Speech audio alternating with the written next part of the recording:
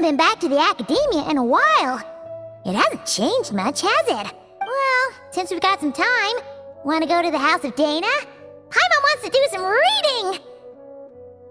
Ha! So you noticed! Well, you're too late. The Paimon you know and love is no more.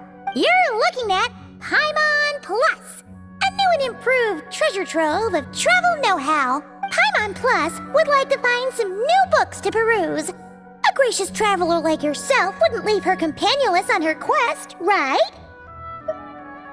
Come on, this way!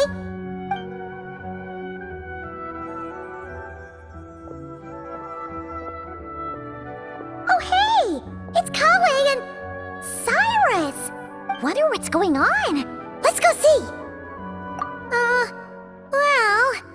You know what they say? Learning is a lifelong quest. Which means there's always another chance to read a book. But you never know when the next chance to reunite with an old friend will come along.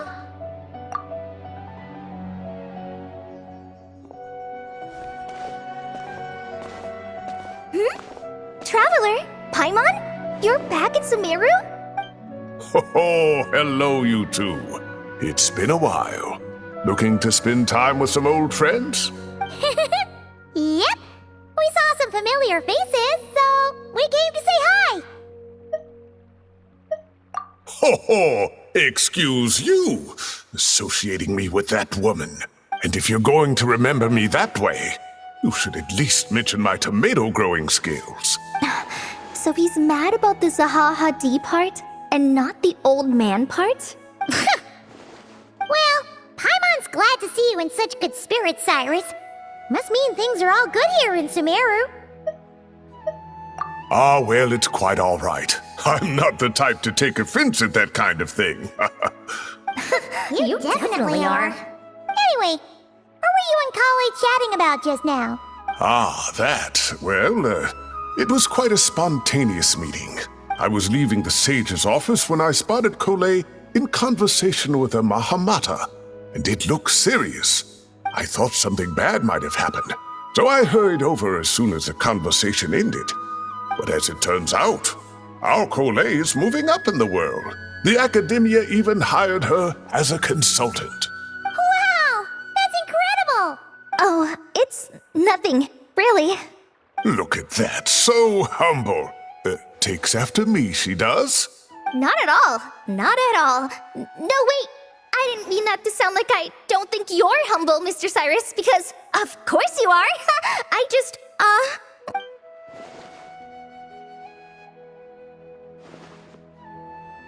Oh, well, I wouldn't even call myself a consultant. I'm just helping out. Now that the new semester has started, a lot of students and scholars are doing fieldwork for their research. But it can be dangerous for those who don't have a lot of experience in the wild.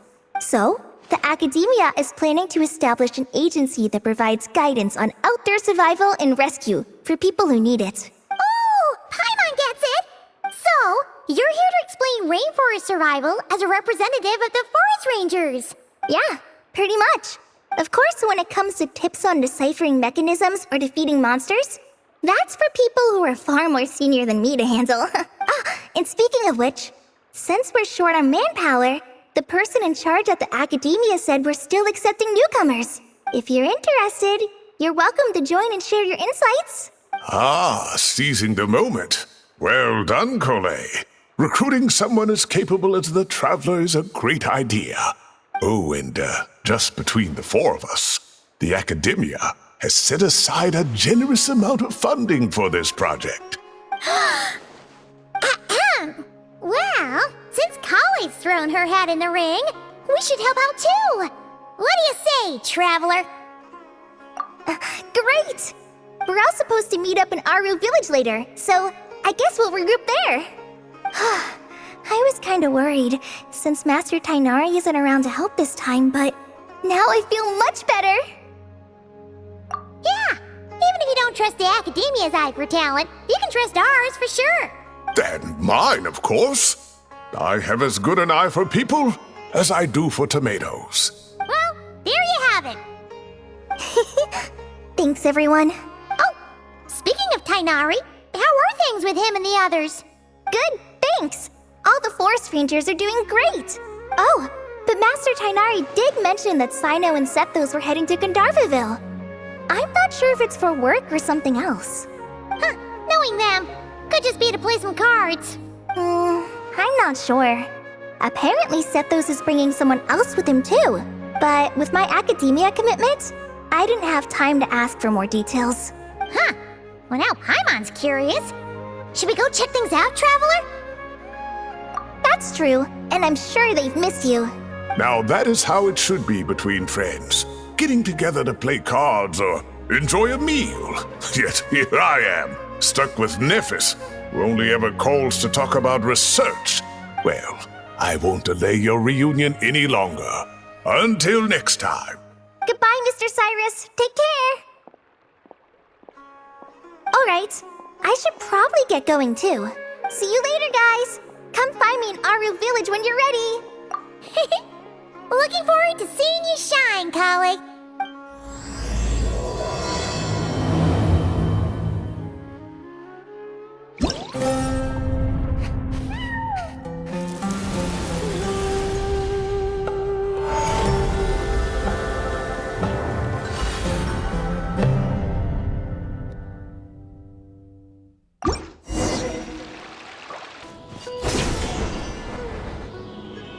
Tighnari's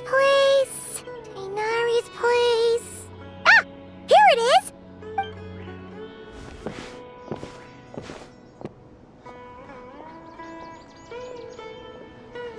Cyno! Sethos! Looks like the whole gang's here. Oh, and Layla's here too! But, oh, she doesn't look too good. Did something happen? Ah, Paimon, Traveler. It's good to see you. I'd welcome you like a proper host, but I'm a bit busy at the moment. Apologies. No need to look that worried. My observations indicate Miss Layla's condition has improved quite a bit. There's no danger to her mind. She's just fatigued and needs some rest. Excuse me for a moment while I blend some calming incense. I'll let you two explain the situation. All right. What happened was, Sethos and a few members of the Temple of Silence rescued Layla, who was out in the desert trapped in a state of delirium. She had to be rescued? Oh, that sounds bad. That's all you're gonna say about it, Cyno? I mean, we don't want people jumping to conclusions. That's all I can say about it. The person involved is unable to explain what happened to her, so we're limited in what we know. Sorry. My head... still dizzy. The moons... Exactly how many are there? She's been repeating that phrase over and over again, but she can't seem to remember what happened to her. We tried a few things back at the Temple of Silence, but we couldn't recover her memories. Her symptoms are kind of similar to researchers in the Satyavada life state. So we brought her to Tighnari to see if our veteran forest watcher had any other ideas. Tighnari is pretty much our last option, so let's hope he can help. The good news is, even if restoring her memory is a no-go, we can help with the headache at least. Jur was in a similar state when we found him, delirious and mumbling to himself, but he's more or less back to normal now. Sorry, I should give you some context first, huh? We should let Miss Layla get some rest. Come with me, you two, and I'll introduce you to the other victim of this incident. Good idea. I'll wait for Tighnari here and keep an eye on our patient. All right then, this way.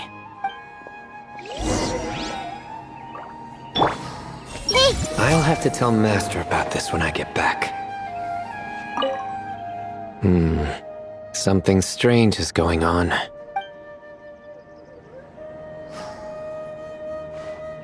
I see everything. How many moons are there in the sky?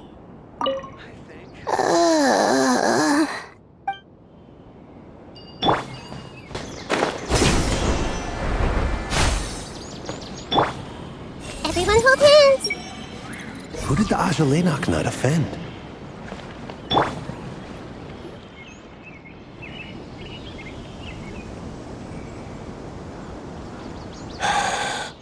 Who did the Ajalenok nut offend? I just don't get it. Hey, Jer.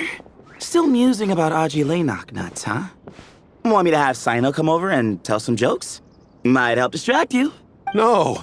No need. I'm done.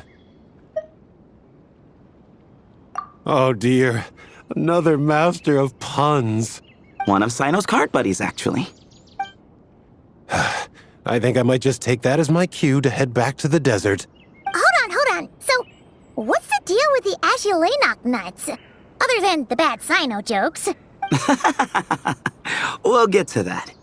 But first, introductions are in order. This is Jer, a member of the Temple of Silence. And you remember the Traveler, right, Jer? Of course. I'd never forget a participant in the Rite of Duels or the hero who saved Sumeru. Awesome. Could you go over what happened to you one more time, Jer? Our valiant hero is gonna help us get to the bottom of this. Might as well join since you're here, am I right?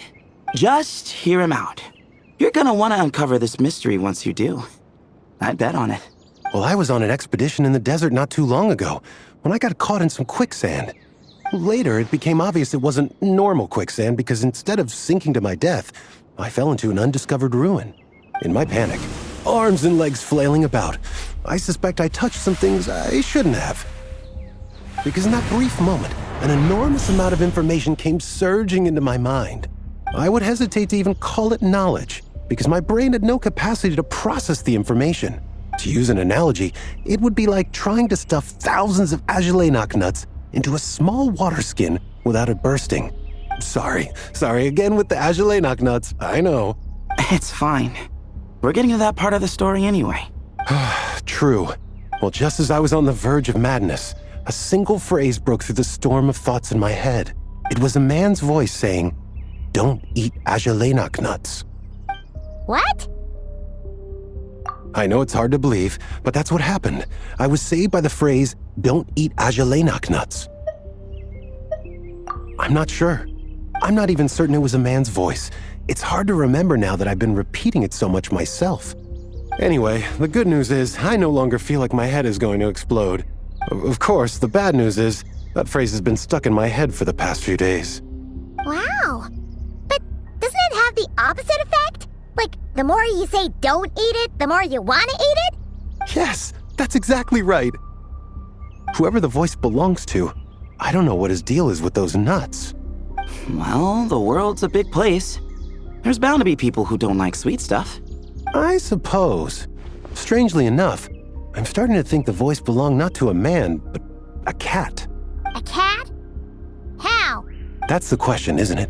What would a cat be doing in an abandoned ruin like that? Just as my mind was reaching its breaking point, I could have sworn I heard the sound of a cat guiding me to exit. But when I came to, all I saw was endless desert, and Sethos shaking me in a desperate attempt to wake me up. I'll admit, it was pretty terrifying seeing you like that. Staring off into space and mumbling about Ajalenok nuts. You sure don't sound terrified. Sorry. It's not that I don't care.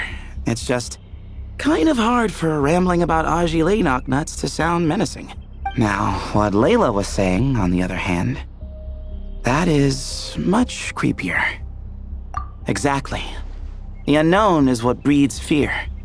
Ajalenok nuts are familiar, but the moon suspended above us at night? That's about as foreign as it gets. Well, we don't know that for sure. There could be a whole other world inside an Ajalenok nut, with a moon of its own. Huh. I guess. Ajalenok nuts are not to be underestimated. Right, yeah, of course. Won't catch me disparaging the mighty Ajalenok nut. No, sir. Huh. So, a similar thing happened to Layla then? Yeah, I think so. I was in a hurry to rescue Jer, so I put a marker on the incident site so we could go back and investigate. When his condition stabilized, we doubled back around to check and... Exactly. Multiple victims with the same symptoms at the same location. It wasn't hard to conclude that something is seriously wrong with that place. So, after we got Layla out of there, I had the Temple of Silence put up a warning sign at the scene and send patrols to watch the area. Speaking of, Cyno, Tighnari, and I are going to head back there and investigate once Layla is stable. So as per usual, you're here just in time. That's for sure.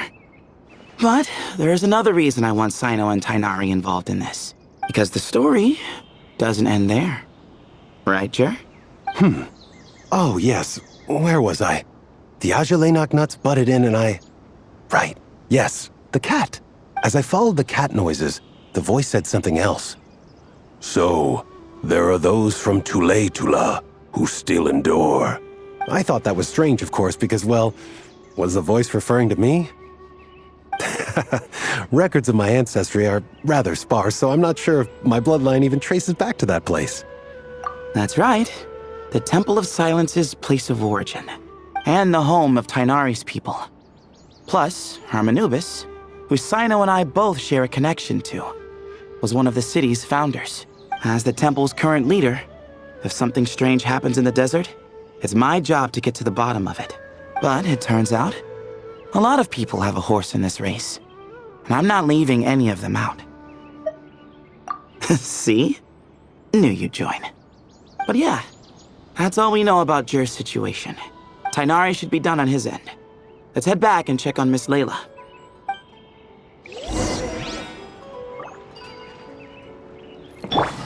Committed to memory.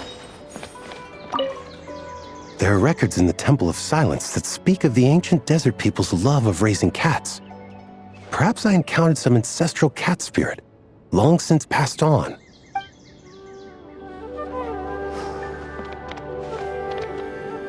The more I mention Ajalay nuts, the more I want some. I've never seen these symptoms before.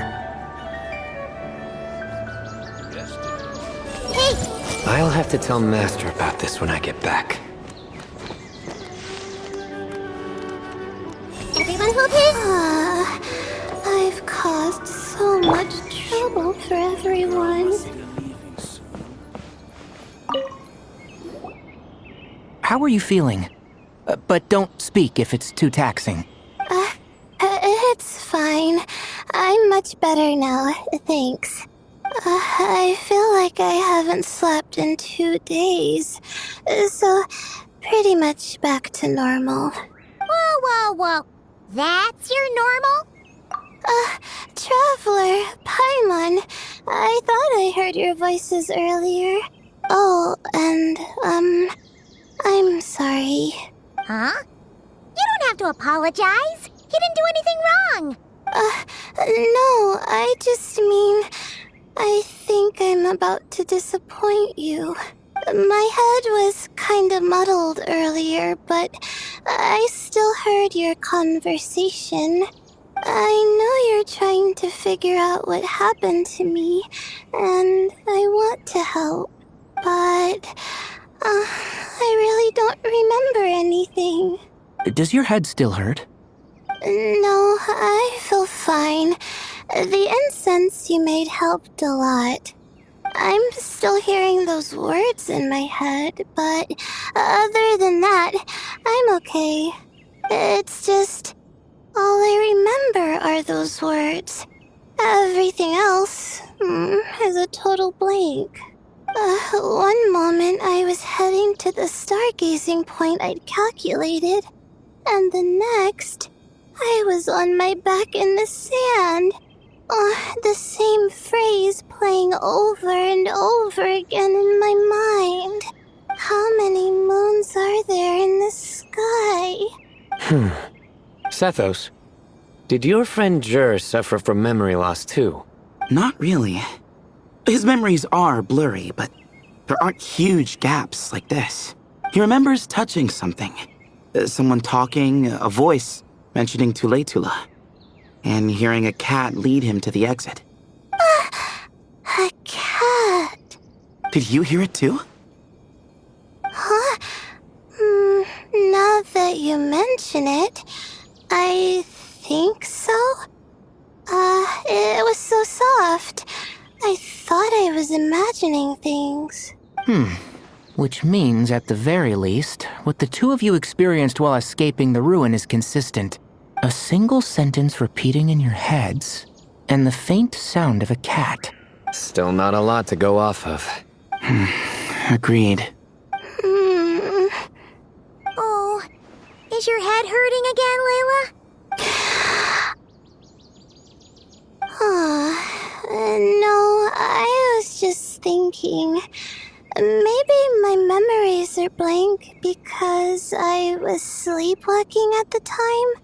Sometimes, my friends and classmates tell me about things I don't remember doing, or places I don't remember going. I don't talk about it a lot because, well, I don't even know how it happened. But I don't want my personal circumstances clouding your judgment.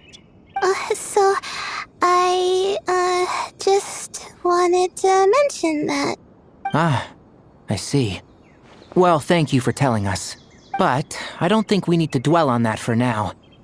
We're gonna check out the site of the incident for ourselves, so that should help us come to our own conclusions.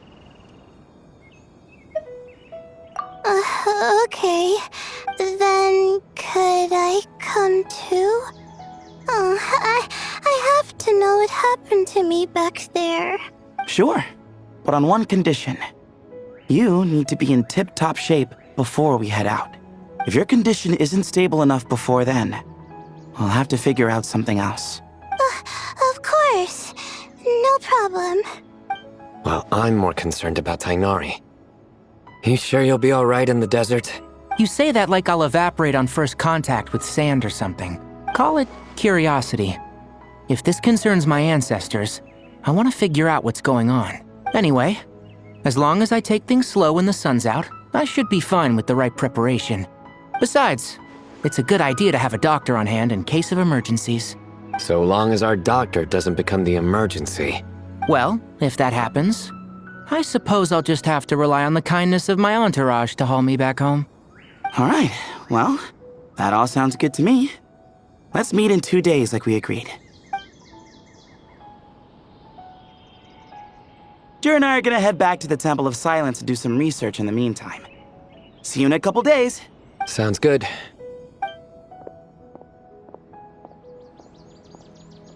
What about you, Layla?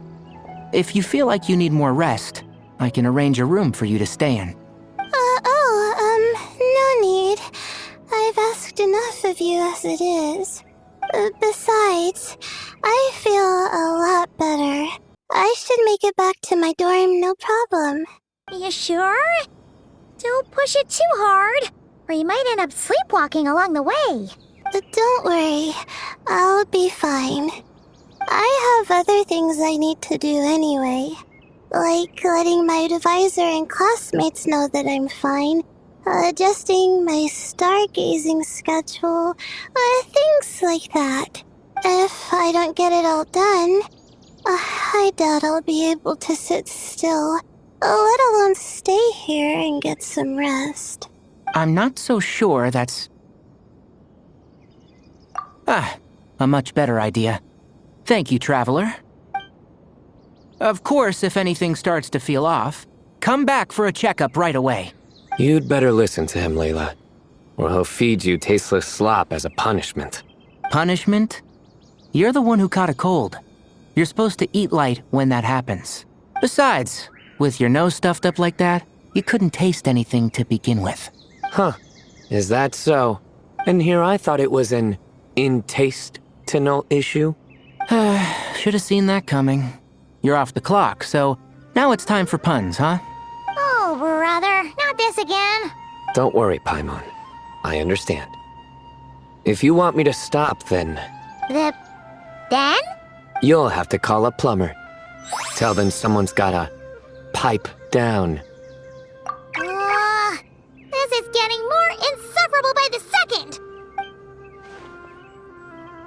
Put a sock in it already, please.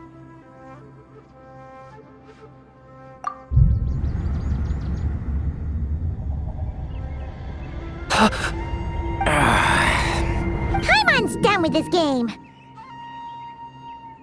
You win, okay? Let's just get out of here. Please.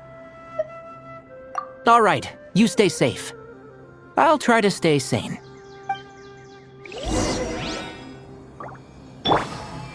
Hey! Tighnari should make something with mushrooms later. A fungus for a fun guest. He's gonna make a mushroom joke when we eat. I just know it. It seems your jokes have improved with practice, Traveler. Happy about that? Absolutely. Finally, someone to share the load. You know what? Collei's helping out the academia, but I haven't had the chance to check on her. Why don't you do me a favor and go do that? Hold on. I thought you were having me over for dinner.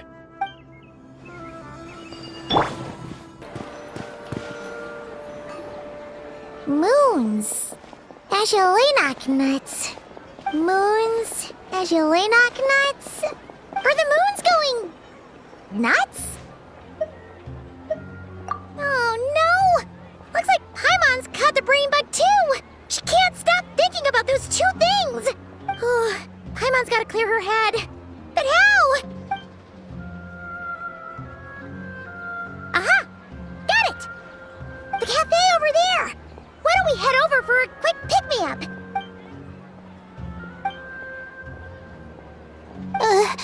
Sorry.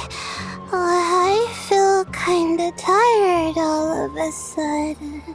Wait! Is it because of all Paimon's muttering just now? Oh, sorry. The coffee will be Paimon's treat, okay?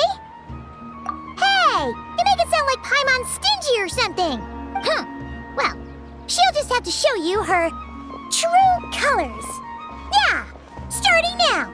You sit tight and take care of Layla, Traveler. Paimon's gonna get us some snacks and coffee. Be right back. Don't go anywhere in the meantime.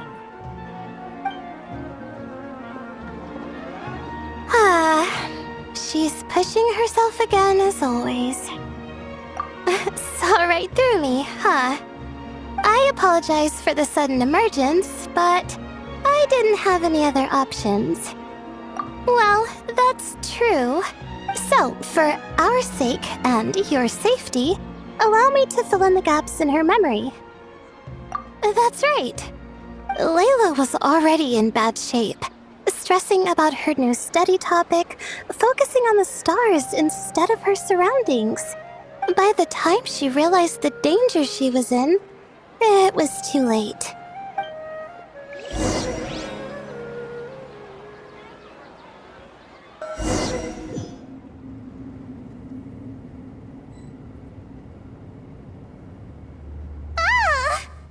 Quicksand near the ideal viewing spot?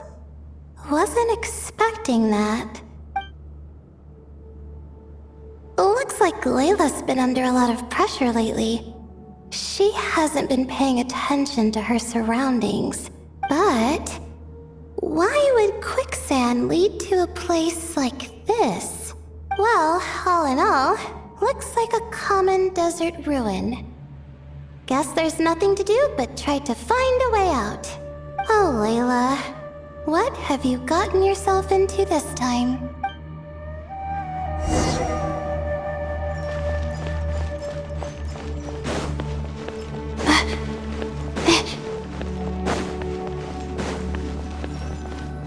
I think this door can be opened using the device next to it. Just like I thought. What was that? My head. It hurts.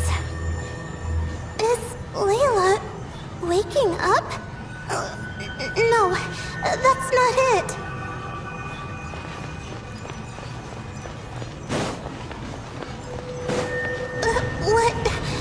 What's going on? It's too much.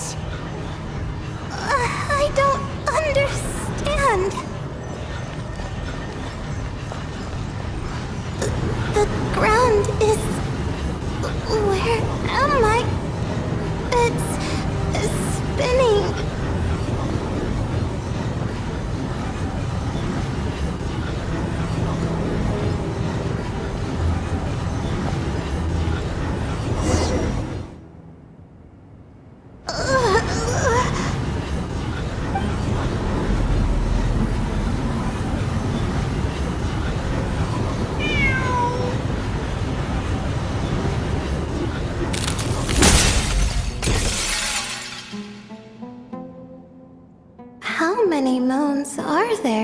sky. How many moons are there in the sky? Okay, information isn't rushing into my brain anymore. That's good. How many moons are there in the sky? My head hurts. But there are no more dark spots in my vision. And I can see in front of me. Still, how many moons are there in the sky? What's going on? The same thought keeps popping into my head. What does it mean? How many moons are there in the sky? Isn't there just one? A cat? I think there was one earlier, too. I'm not hearing things. It really is a cat. But what is it doing here? How many moons are there? No! Stop it! Does it want me to follow its cries? Well, it's not like I've got other options. Come on, Layla. You can do this.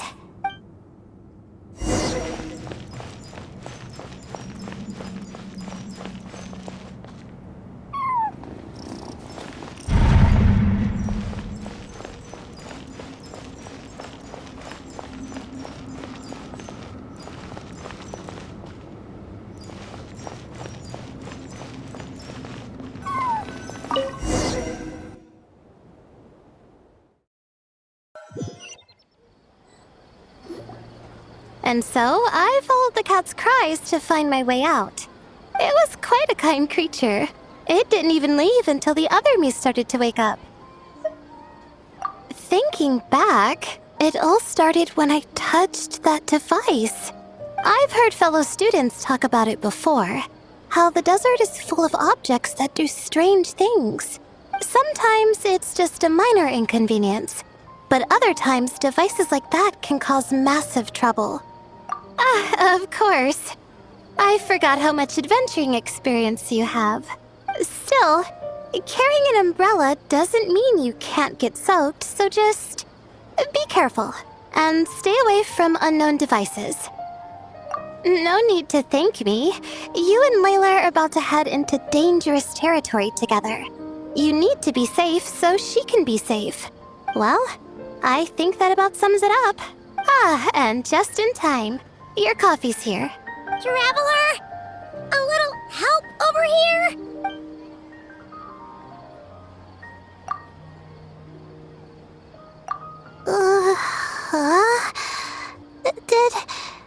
Did I fall asleep? Wow! Paimon didn't even know she had such an impressive skill. Ha! Does that mean since Paimon bought this coffee, it would just make you sleepier? A beverage that puts people to sleep. Better saved for work hours, I think. What? So you can nap on the job? Who does that? Huh? Oh. Beep boop. Oops. Alhaitham! Kaveh! Nice to see you! Oh, and you too, Mirak!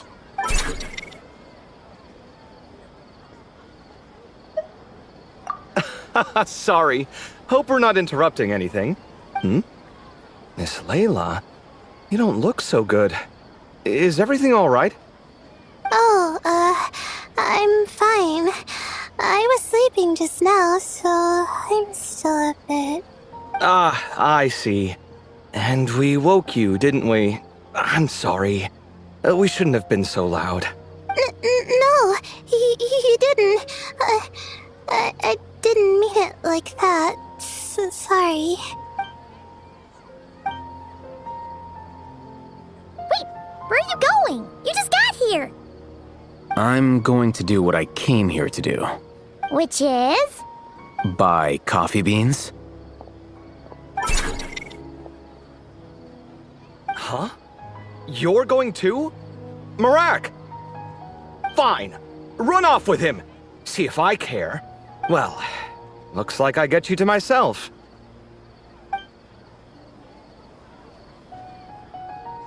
It's been a while, hasn't it? How have you been?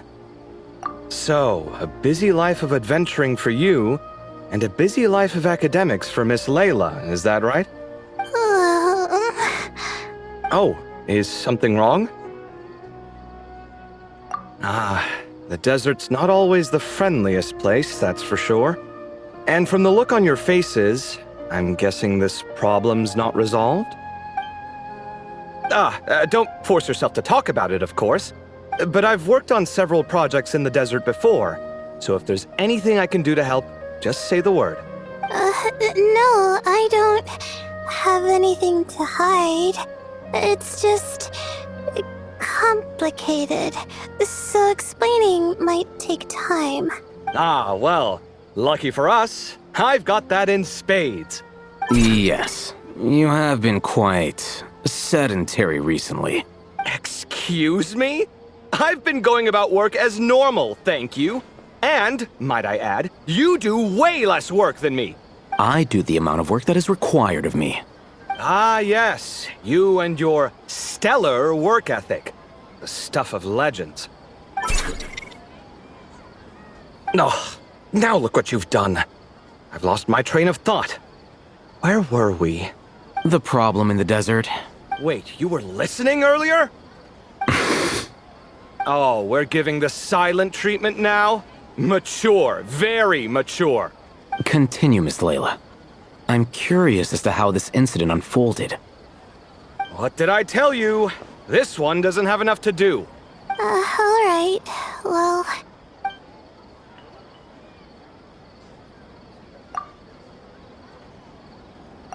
Could you still use some extra hands on this investigation team of yours?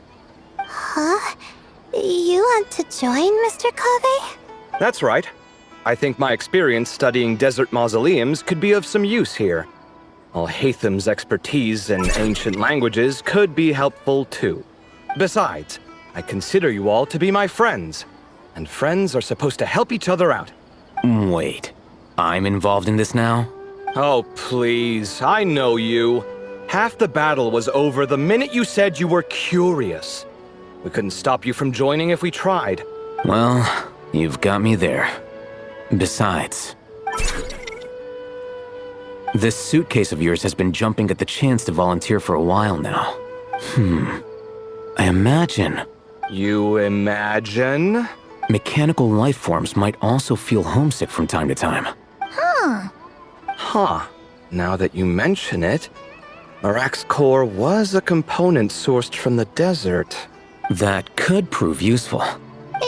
You're sure you want to come with us? It could be dangerous. Oh, I'm sure. All the more reason to recruit as much help as possible. It's important to count on friends at times like these. Our pleasure. It's a plan, then.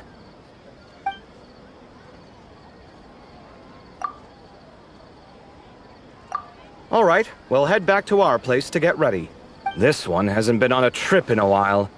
Chances are, he doesn't even remember how to pack a suitcase. I'm not worried.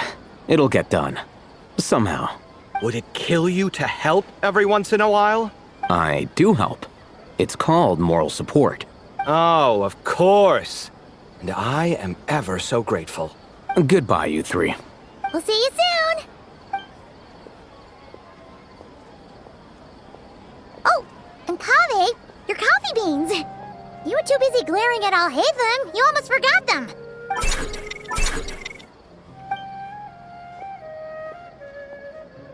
Well, we're pretty close to the academia now. I should be fine from here. Thanks for the coffee, Paimon. I feel much better now. Right. I'll follow the doctor's orders. Or try to, at least. With the blessing of the stars, I hope we all get a good night's sleep.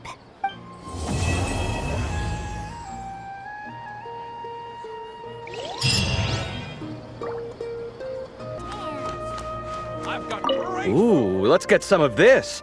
It looks fresh. Sure. All right, some of this to go, please. You got it. Taking it home with you? For two, right? For two... Oh, no. It's not. We don't...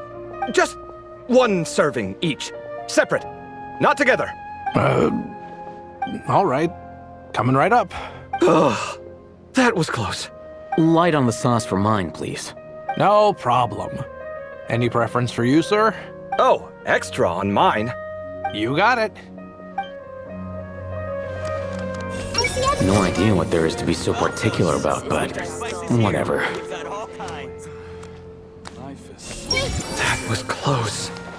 Almost got caught there.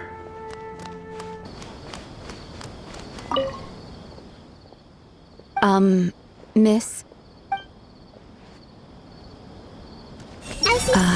The person here for a checkup is asleep. What should I do? Wake her up?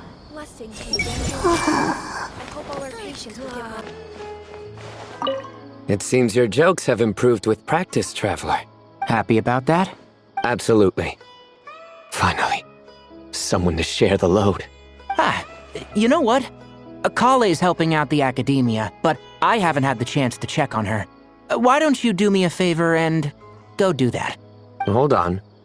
I thought you were having me over for dinner. Tighnari should make something with mushrooms later. A fungus for a fun guest. He's gonna make a mushroom joke when we eat. I just know it.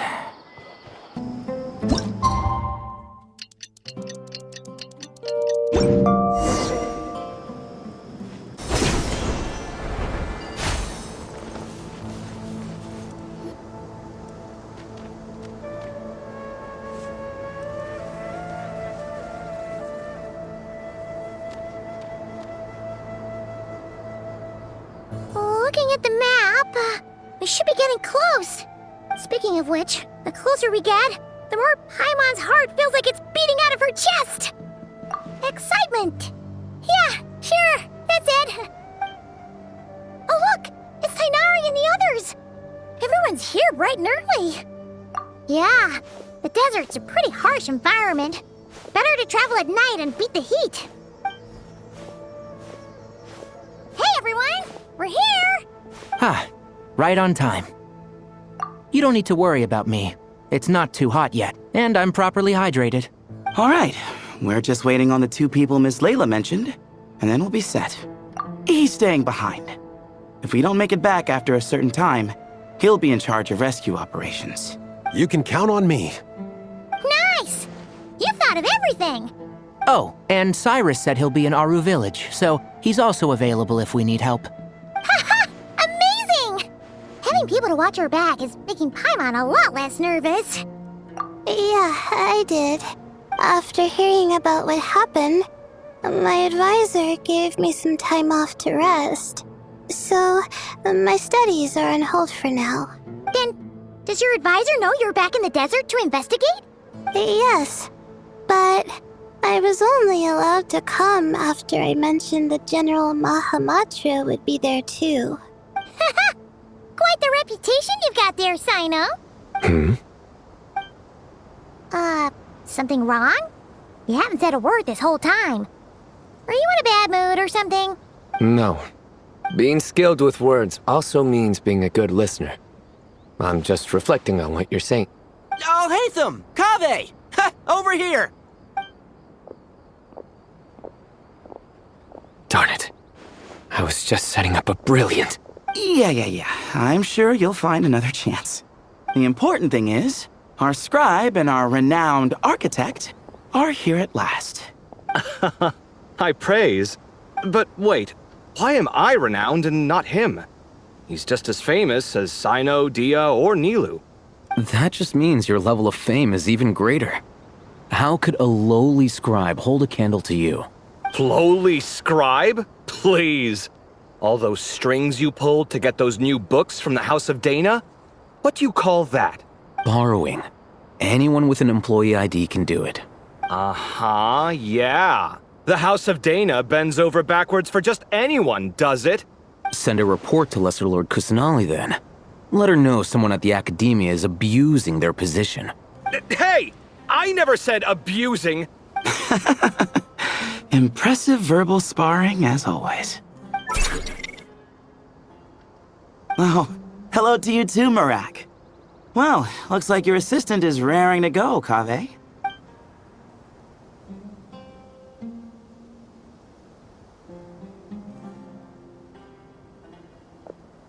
So, I say we get this show on the road. No sense delaying the inevitable. No need. We're in this together, remember? Sure. This is the entrance, yeah? Yes. Perfect. Then, if we're all set, let's get moving.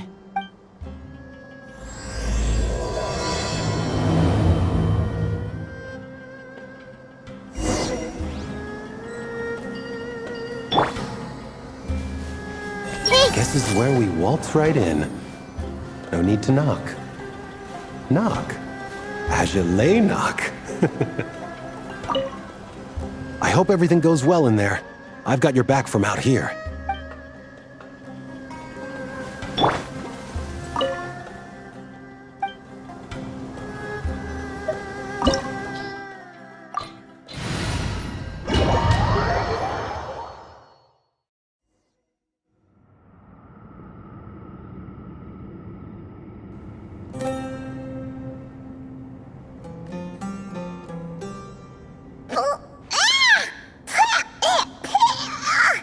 Paimon's mouth is full of sand! So that's what falling into quicksand feels like? If this was quicksand, we would have struggled to breathe. No. I think this was regular sand, and we didn't sink into it. We fell through it. Into this place. Agreed. In other words, sounds like a you problem, Paimon. Ha ha, very funny. No, wait, Paimon's the only one. Ha! See? What? I'm the only one with sand in my shoes? Yeah, right.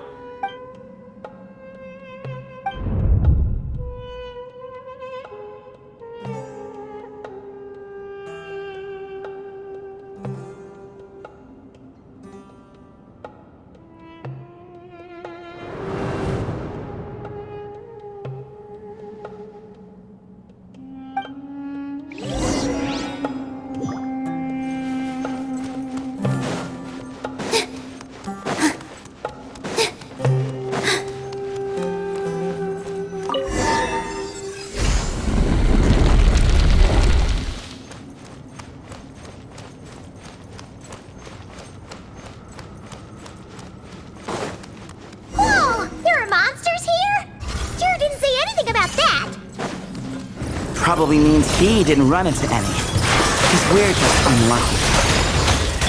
Not the best sign of what's to come. He'll be fine. Let's just use up all our bad luck and we'll be golden.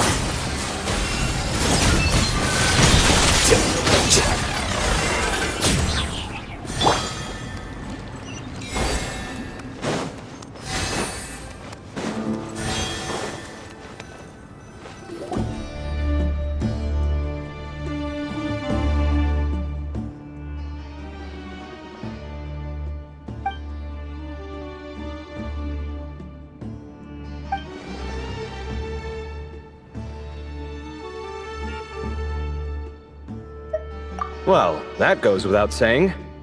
Fair point. There's just one problem, though.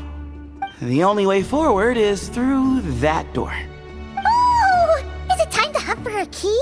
Paimon loves this part. Don't worry. With our adventuring experience, we'll find it no problem. Let's get searching.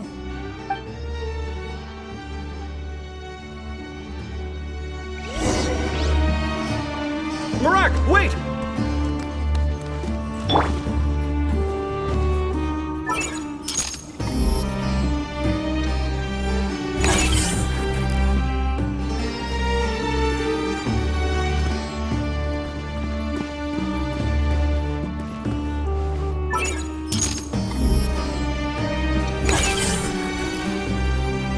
Mirak seems interested in these drawers. Go smash them.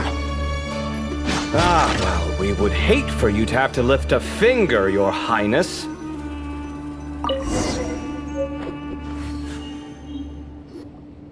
Mirak, this isn't really your old home, is it?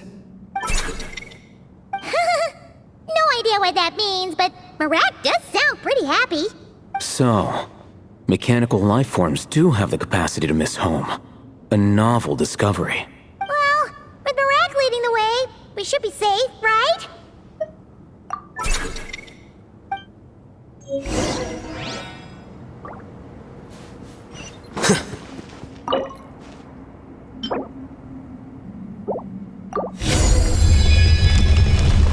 Good thing you decided to join, Kaveh. Otherwise, our investigation would have ended at that door. It was nothing that I did. You should thank Mirak instead.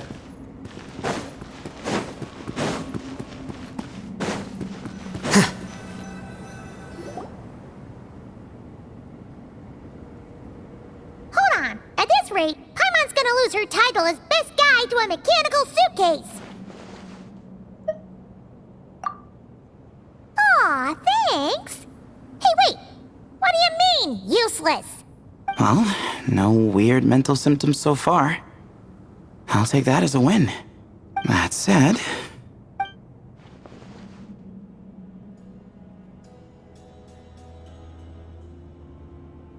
There are 3 doors here. So, we split up. Divide and conquer. Otherwise, this whole thing is in ruins. No pun intended on that last part. I swear. Yeah, that might be our best option. Good idea. And the minute things go south, we go back the way we came. Ooh, this is getting exciting! So, who's teaming up with who? Paimon calls dibs on the Traveler!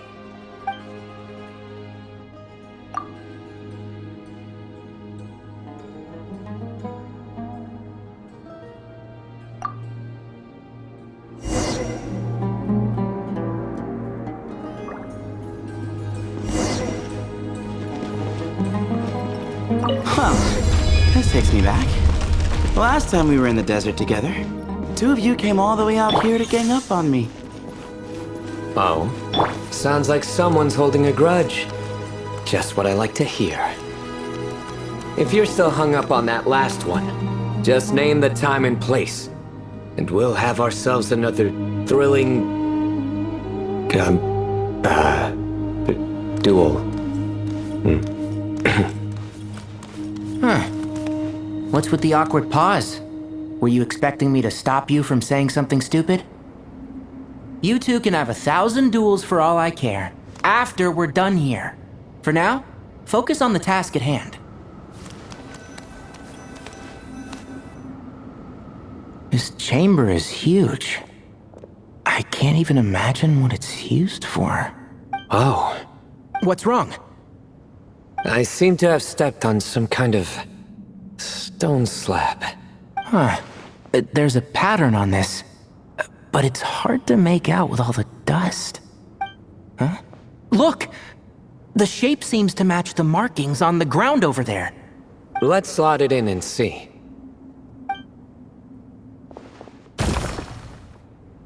And we have a match. Looks like we need to find the other 3 broken slabs. Let's search the area, but be careful where you step.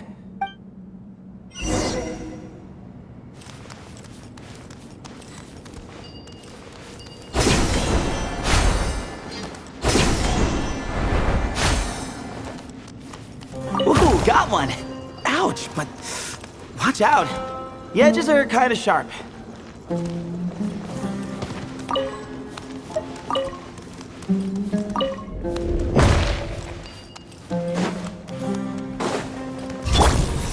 I hear everything!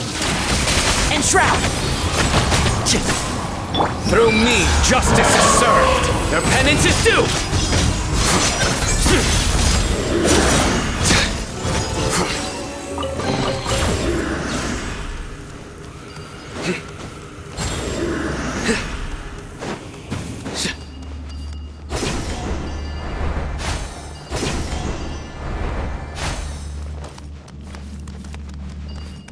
Got the 3rd piece!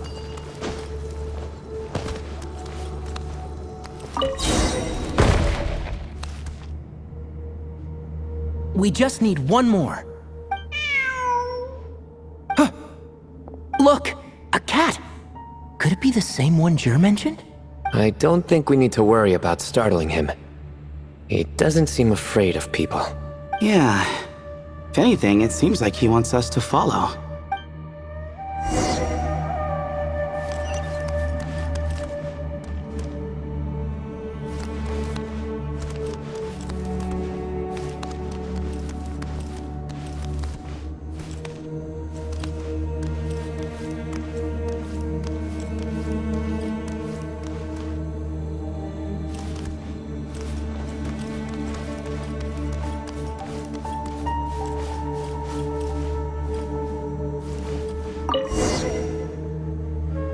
Oh, he led us to the last piece.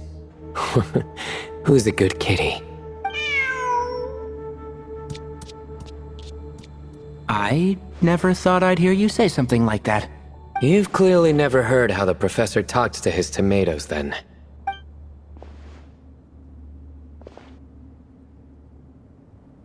Alright, well, that's that. Now, we need to figure out how to get rid of all this dust. Behold, the great Vayu Viastra. Be honest. You've been waiting to say that for... how long now? Just activate the mechanism.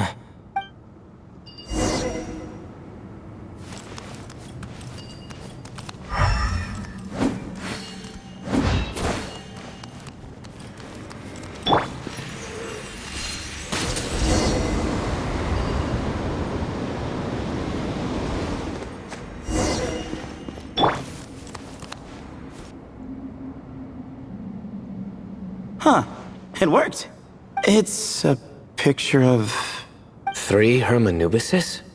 That can't be right. The ears aren't vertical. Not true. And the looks fall short. My hat is much better looking.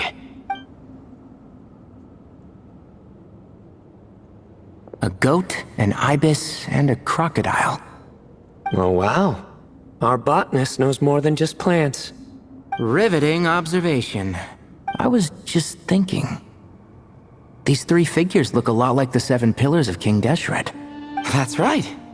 These are our colleagues. Our what now? You sure about that?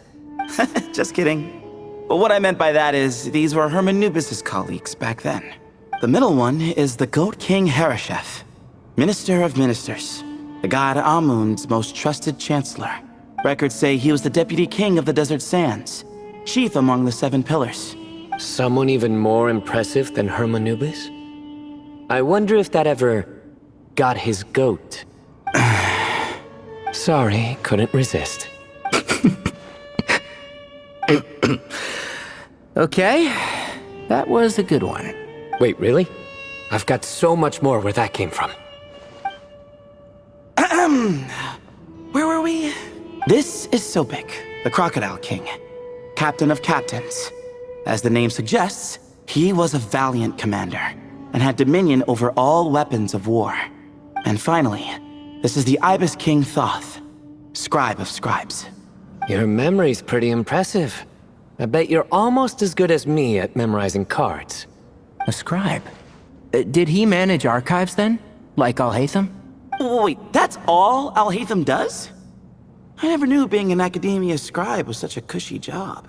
Well, that's how his friend put it, anyway. But it does seem like he has a lot of free time. Well, I don't know much about the academia, but I'm sure the Ibis King had more responsibilities than that. The temple's records say he represented the wisest aspects of King Deshret, inventing the desert script and arcane arts at his king's command. He must have been quite the impressive man then. Or creature, depending on how you look at it. Still, why are these 3 the only ones represented here? What about the other pillars of King Deshret? Maybe because the 3 of them were extra close? Huh. Kinda like us. Oh yeah! Maybe we should have someone inscribe us on a commemorative stone slab too. Or we could just take a picture. It would serve the same purpose. Anyway, no more distractions. Huh. Doesn't it look like there's writing carved into the corner? Huh. There is. And it's in the ancient desert script too. Looks like the Ibis King left you some homework. Give me a sec. I'll try and translate it. The ministers are unvirtuous. The scribes unwise.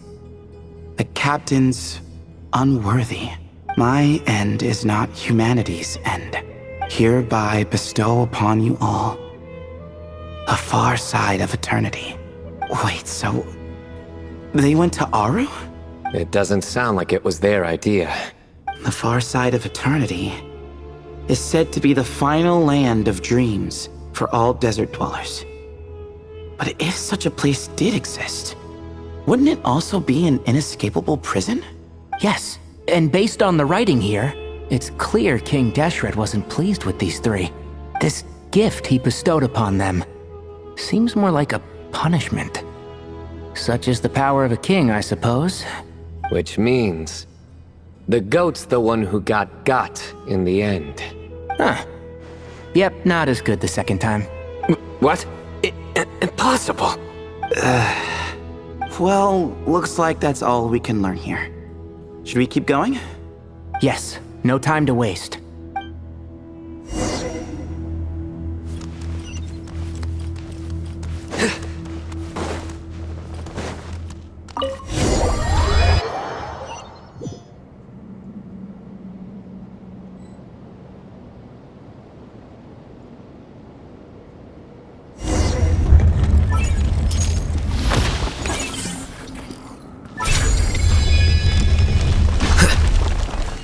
Jeez, who knew a suitcase could be so fast?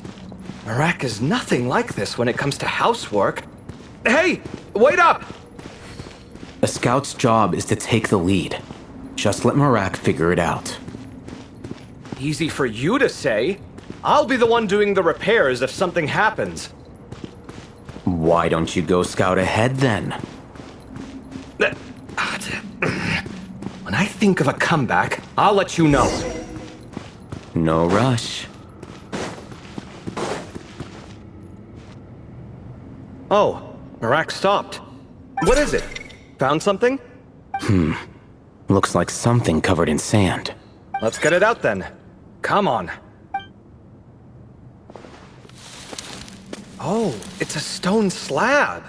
Good job, Marak. Let's take a look. Huh.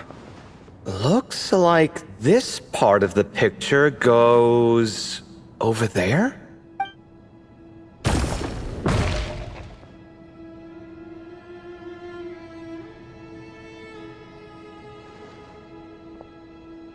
In that case, there must be other pieces.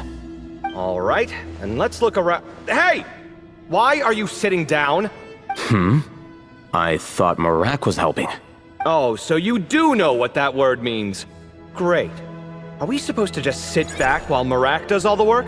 No, I doubt you could do that. Exactly. But I can. See? It's all coming back to me. How insufferable it is to work with this no-good, do-nothing... We could be more efficient, I agree. I'll work on this piece. You take care of the rest.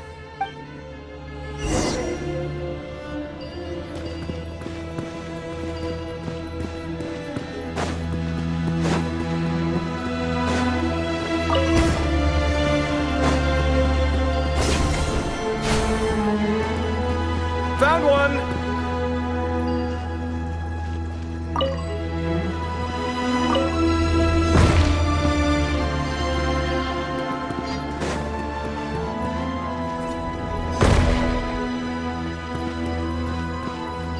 Good teamwork! Looks like we found them all. The pieces fit together like a glove. But we can't see what's on them. Turn around. Huh? Look. Oh, I've seen this before. It can create strong winds. Just what we need to clean off the slab. Come on, let's... Hey! Don't worry about me. If I sit here, I won't be in the way. Oh, you don't want to be in the way? Then sit right in front, so the device can blow you straight back to Sumeru City.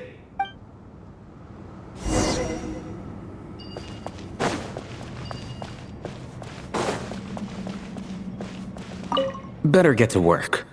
Good luck.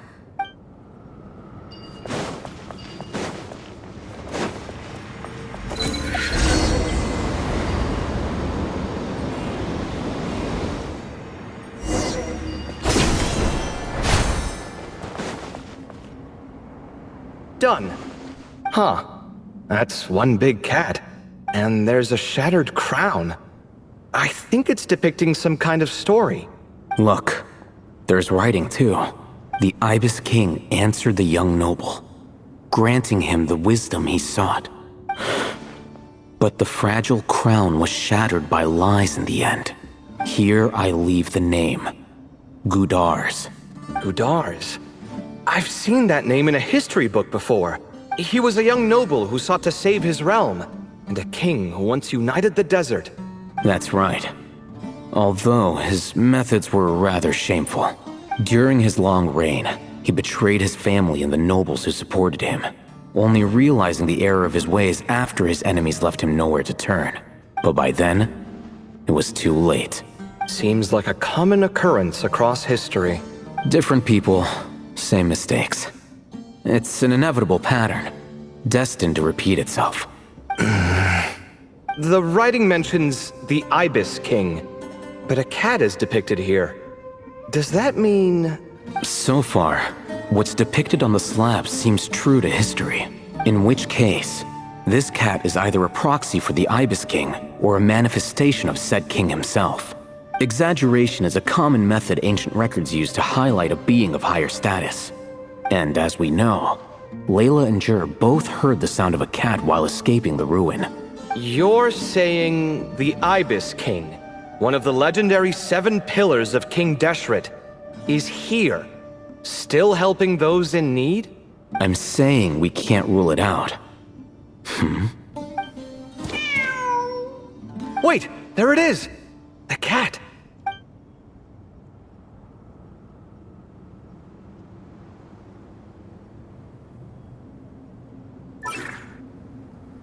Ah! Mirak went after him! The cat's showing us the way forward. Come, let's follow. Okay.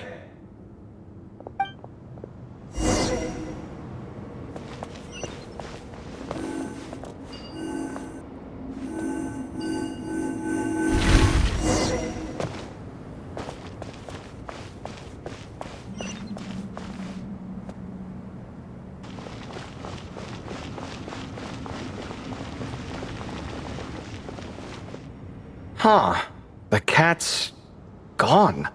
Yes, but look where he led us. Oh. Another slab. It looks similar to the last one.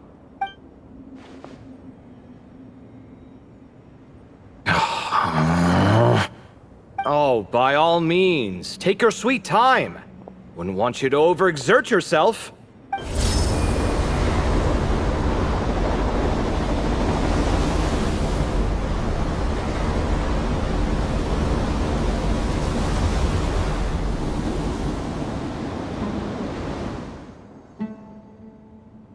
Huh.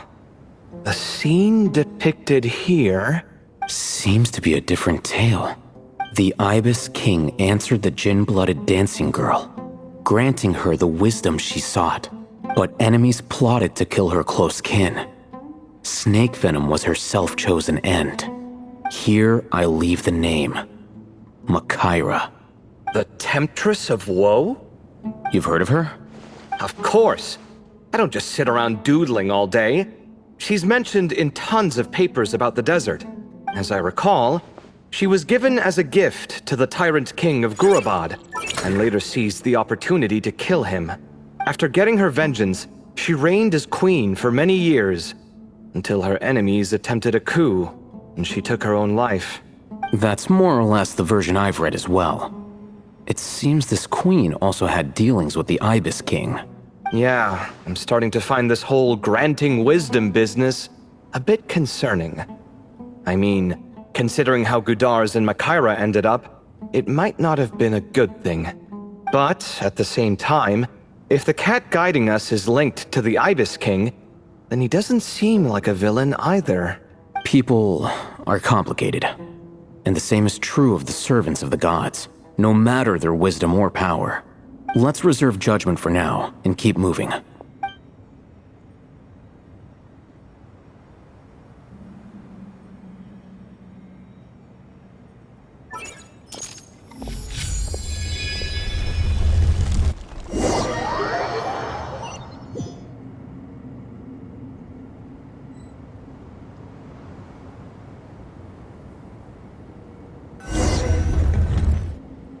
Oh, Paimon meant to ask earlier. Have your memories come back, Layla? No, sorry. To be honest, nothing about this experience feels familiar. Besides, my focus is the stars, so I don't spend a lot of time exploring ancient ruins. Guess that makes us the senior researchers in this scenario. Stick close, alright, Layla? Okay.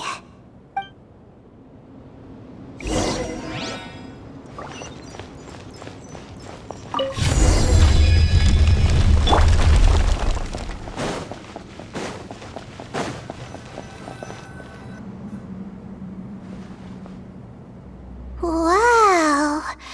What a tall ceiling. Yeah. But for such a big place, it's so empty. Like no one ever lived here. Sure must have been boring to live in ancient times, staring at ceilings all day.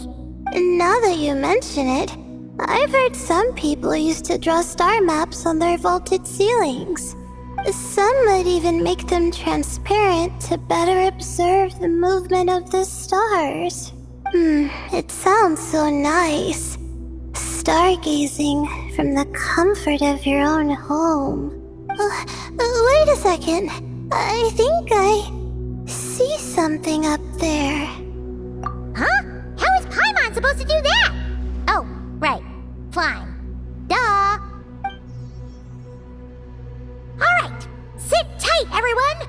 Adventurer Paimon will be right back.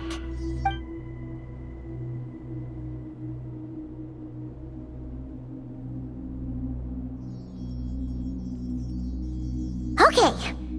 So, there's nothing super special up there. Just a couple of shelves, tables, jars, and scrolls. And a whole bunch of dust, dirt, and sand. You really want to search through all that stuff? Well, when you put it that way, come on then. Let's see what we've got. Paimon's hoping for something super valuable.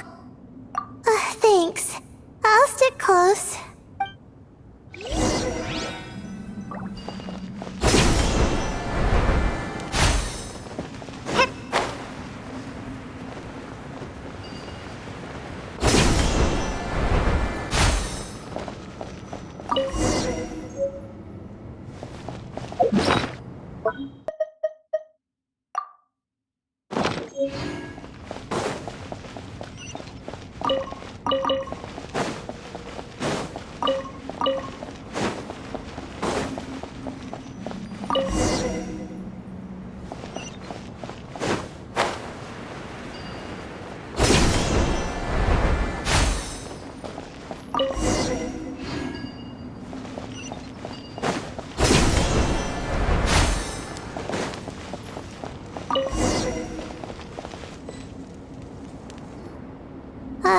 I think that's everything.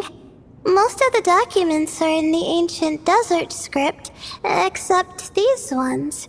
These seem old as well, but the handwriting makes them stand out. Right! Let's arrange them in chronological order before we read through.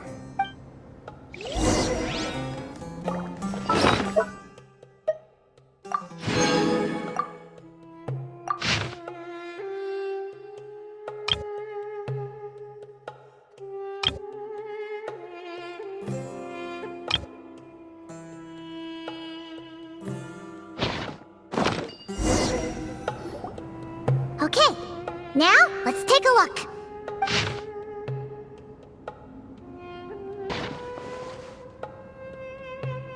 Maybe this person fell in by accident, like Mr. Jur and me. Yeah, maybe. But they don't sound super worried about their situation. So, Either this person's an ace adventurer, like the Traveler, or some kind of super optimist. An optimist, huh? Oh, I wish I could be that sort of person. That's right! You're detailed and passionate. Great qualities for an adventuring buddy. This optimist seems super obsessed with exploring every corner of this place. That could have gotten them in big trouble for all we know. Well, I appreciate the compliment. It's almost magical how words like that can make you feel like you can do anything. I only wish that magic could last a little longer. Until I figure out my new study topic, at least. Oh, looks like you were spot on, Paimon. See? Told ya! That's what happens when you don't think things through. And all this talk about seniors and juniors, he was a student just like you, Layla. Whew, he sure talks a big talk for a student, though. You'd think he was some kind of old scholar instead. Huh. What is it?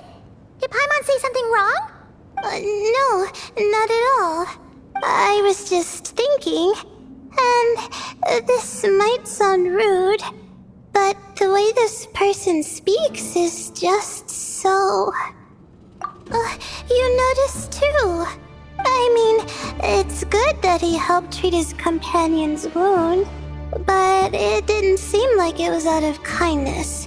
More like he was looking out for his own self-interest, or thought he could get something out of it.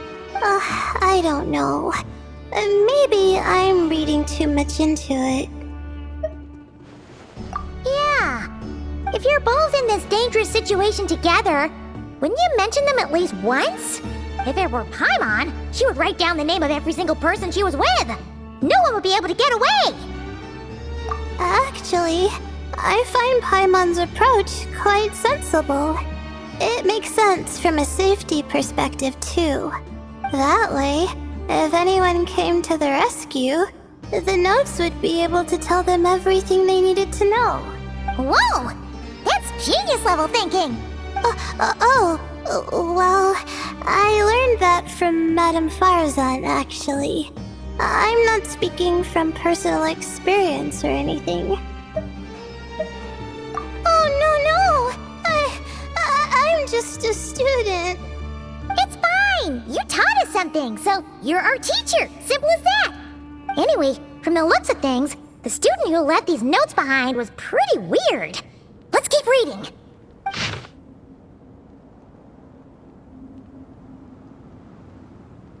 Whoa! Hang on! That's a lot of information. Paimon needs a moment to take this in. The Ibis King. So... did this person actually meet the Ibis King here? Sorry. Who? Jeez, not again!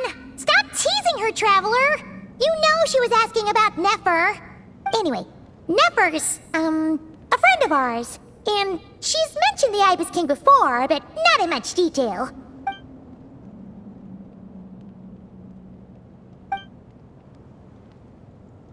Oh, I see.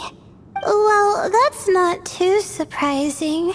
Most people in Sumeru know about King Deshret, and most in the academia have at least some knowledge on the 7 pillars. Legend has it, King Deshret ruled the desert at the head of several wise retainers, guiding their people to pursue the limits of wisdom. He also left behind treasures for future generations, which continue to be relevant in nearly every research discipline. Now, this message indicates this student and his senior were rescued by the Ibis King. But to think it's possible to meet him in a place like this... We don't know when these notes were written, but didn't the 7 pillars disappear a long time ago? Yeah, the notes made it sound like his powers were restricted. Also, the mention of this form? What is that supposed to mean? I'm not sure. Let's keep reading. Oh, this is the last page. There's even a signature at the end. Well, sounds like they made it out. Guess it was a happy ending after all. Wait. But it says, the Ibis King cannot be trusted. Huh. Our friend said something similar. That the Ibis King was a liar. And the notes did make it seem like something wasn't quite right with him. Maybe he wasn't one of the 7 pillars at all, but some kind of con artist. Huh? What's that supposed to mean? I think Paimon raises a good point. Let's keep our guard up just in case. Alright, I think that's all the clues around here. How about we... Oh, it's Mirac! That means Kaveh and the others should be around here, right? Hello? Anyone up there? Can you hear us? Yeah, we can! You know, sound travels just fine in an empty chamber like this. You don't have to shout. Of course, if you're shouting to express your excitement at being reunited, by all means, pretend I never said anything. Yelling like this is kinda exhausting. Come on, let's head back down.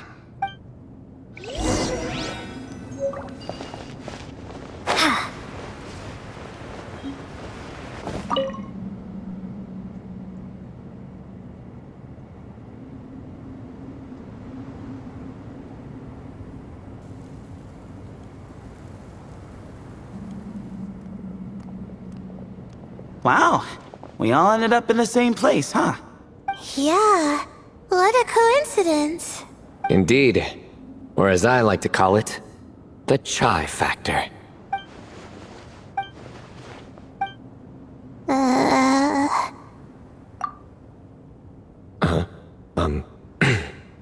No reply? Just say it. Alright. Because it's spiced to sweet brew again. Oh, hey, that's a new version. Wait, what? You've never heard that one? What are you looking for? A place to sit and read my book. Oh, great. What else is new? Well, looks like everyone made it through unscathed. Let's take this chance to get some water, rest a bit, and discuss what we learned. Sound good? Yeah, let's debrief.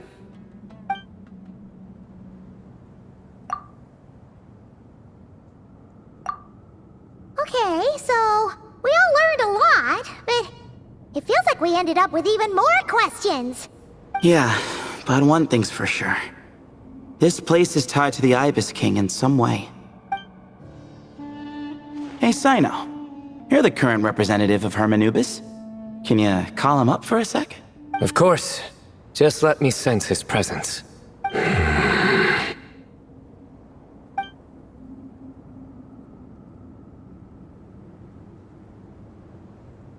Just kidding.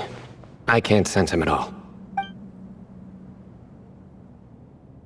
Jeez, Sethos. Did you set him up for that one? What are you, a two-man act?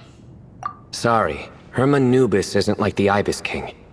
He can possess me, but I can't talk to him whenever I want. Oh, truly? Does that mean he's gone? I would have liked to reminisce about old times with him. The cat! It speaks! Of course it speaks. In fact, it is not an it at all. You do me a great offense. My apologies. Esteemed cats, sir? Oh, this little contraption is still here. Contraption? No, this is Mirac. Which means you do his assistant a great offense. Huh? Well, I didn't mean... Well, I apologize. I wasn't referring to this Mirac, but rather the thing that operates it. King Deshret was quite partial to it. I have forgotten what it was called. It must have had an official name, albeit in the old tongue. Even if I did remember, I would need to translate it into modern language. It's not important. Marak's a fine name. Even better than the original, if you ask me. Who thought of it?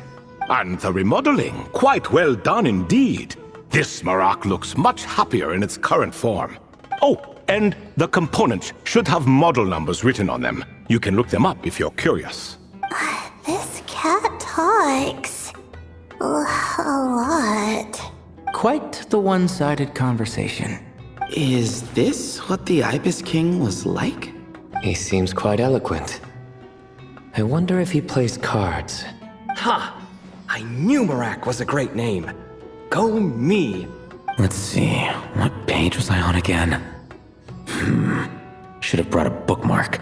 That all went over Paimon's head.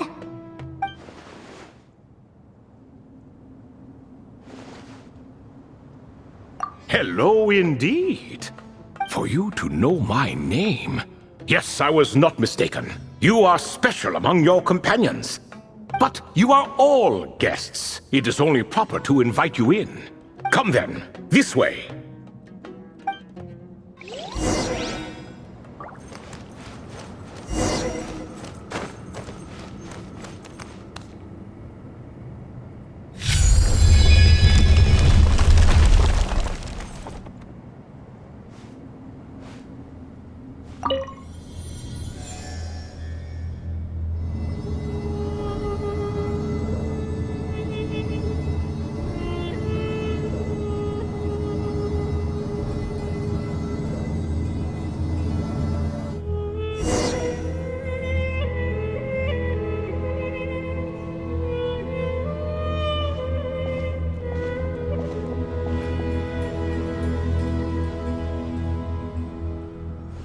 Welcome to my humble abode. Oh, your house sure is spacious, Lord Ibis King. I fear it's not quite what it used to be. In fact, it has long ceased to be my home at all. It belongs to the descendants of the cats I once raised. Such adorable creatures, aren't they? Take the one I'm borrowing here, for instance. A chubby fellow with such lovely fur. Anyway, tradition dictates that a special guest such as yourself be presented with a gift. Alas, it's a first-come, first-served basis, you see. I fear with the passage of time, none are left. What? So the treasure's gone already? Treasure, you say? Not an inaccurate description. Yes, and no. I have the power to grant gifts inaccessible to the masses. The only requirement is answering a question. Not a bad deal, yes? Of course, my questions were given unto me by King Deshret, who in turn received them from the Mistress of Flowers. There are 3, and no more. What causes our rise and fall? What obliterates love and hate? What determines truth and falsehood? The more he talks, the less Paimon understands. I see. That must mean Gudars and Makaira managed to answer 2 of the 3. Another who understands. Oh, so that's the event those 2 slabs are depicting. Ah, priests and their records. A singular obsession, and quite boring too. After being imprisoned within Aru, I could, on occasion, take the form of a cat to converse with those around me. But I despised speaking to them. No conversational skills whatsoever. Now, humans like you who stumble in here from time to time, you are much more interesting. Hold on! We're getting off topic again. The 3 questions you just mentioned? What are they for, exactly? Ah, that is a story that begins with King Deshret. And we're in for another long one. Nostalgia for the past is common to us all, is it not? And our king, he was such a proud, solemn man in those days. He watched us speak of the present and the future, of the wisdom we possessed or were about to obtain. We were his proud retainers, confident in our belief that So long as each one of us used our abilities to the fullest, progress was inevitable. Yet, King Deshret's ambition was not destined to be allowed in a closed-off world such as this. So nothing went as planned. In fact, from the beginning, there were signs an outcome of this nature was inevitable. Because although there were 7 pillars, one was forever absent. Al-Ahmar would insist the Dendro Dragon Sovereign was one of us, but the dragon herself rejected that idea. Huh. Like a card you can never seem to draw from your deck. More like a card that was never in the deck to begin with. Alas, that's just who Al-Ahmar was. There was nothing we could do about that. And I always preferred chess to cards. In the end, life grew unbearable for our king. But, of course, those who remain must continue to live on. But subjects like us were less fortunate. After all, the fate of a retainer is decided by the king, including the chance to walk away. So it was then that King Deshret had Kroko, Goti, and I locked up within Aru, where we remain to this day. Kroko. Goti? Ah, of course. You're more familiar with their full names. Sobek, the Crocodile King, and Hereshef, the Goat King. And let me tell you, when it comes to chess, Hereshef was a habitual backseat strategist, always spewing nonsense from the sidelines. Well, Sobek was all too quick to take his terrible advice, to the point where I was the one who got accused of cheating. Chess is an exercise in patience, and that man couldn't sit still to save his life. He could never excel at that game. In fact, neither of them were good at chess. Even so, we played together often, and since I was always the winner, we got along quite well. What are you laughing at? Were we not good friends? No one's laughing. Paimon would never. No, not you. It's Goti. He's laughing for no reason again. Can you not hear him? Ah, right. Of course you can't. The two of them are inside Aru, as am I, so only I can hear them. What is even going on here? Has he, started to lose it after being trapped for so long? That does happen to prisoners serving life sentences. Speaking of which, how's Azar doing these days? I doubt he's doing much of anything. Just what I wanted to hear. What is the meaning of this? You doubt my words? I have half a mind to not talk at all. Oh, no. They're not questioning you, Lord Ibis King, just discussing other things. Please, continue. In that case, where were we? Getting to the part about the 3 questions. Hopefully. Ah yes, we're almost there. Before I entered Aru, King Deshret said I could be released from my eternal seal if I chose humans who could provide the correct answers to those 3 questions. The first person who caught my eye was Gudars. I asked him, "What causes our rise and fall?" He answered, "Conspiracy and betrayal, for it renders the righteous and wise unable to succeed, and thus nations fall." I found his answer quite interesting, so I bestowed upon him the power to deceive. The second human I chose was Makaira. I asked her, "What obliterates love and hate?" She said unto me, "I have nothing left to lose. Vengeance alone can quench both love and hate." I found this to be another fascinating response, so I granted her the power to be loved. But both of them ended up... Now then, young one, riddle me this. Did their answers point to this fate, or was it the power I bestowed upon them that determined their end? I'm just an observer who doesn't understand their circumstances, so I can't answer. A clever reply. I do not wish to comment either. It is all in the past at this point. My only wish was for their answers to be acknowledged by King Deshret's rules, and bring me one step closer to freedom. As for the final person, Her fate remains to be seen, so I will not reveal her name. I asked her, what determines truth and falsehood? And found her answer quite compelling, so I bestowed upon her a gift to match.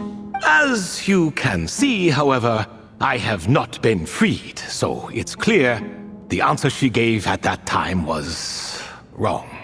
But, alas, 3 people were chosen, and 3 questions were asked. So now all I can do is wait. Wait until her wisdom is in line with the rules set forth by my king. Until she has found the true answer to that question. No wonder there was no 3rd stone slab then. Or perhaps you're just not ready to include her in the story.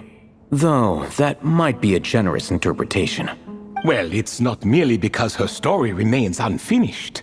As the remaining priests of this place left, or passed on, there were none left to record the events that followed.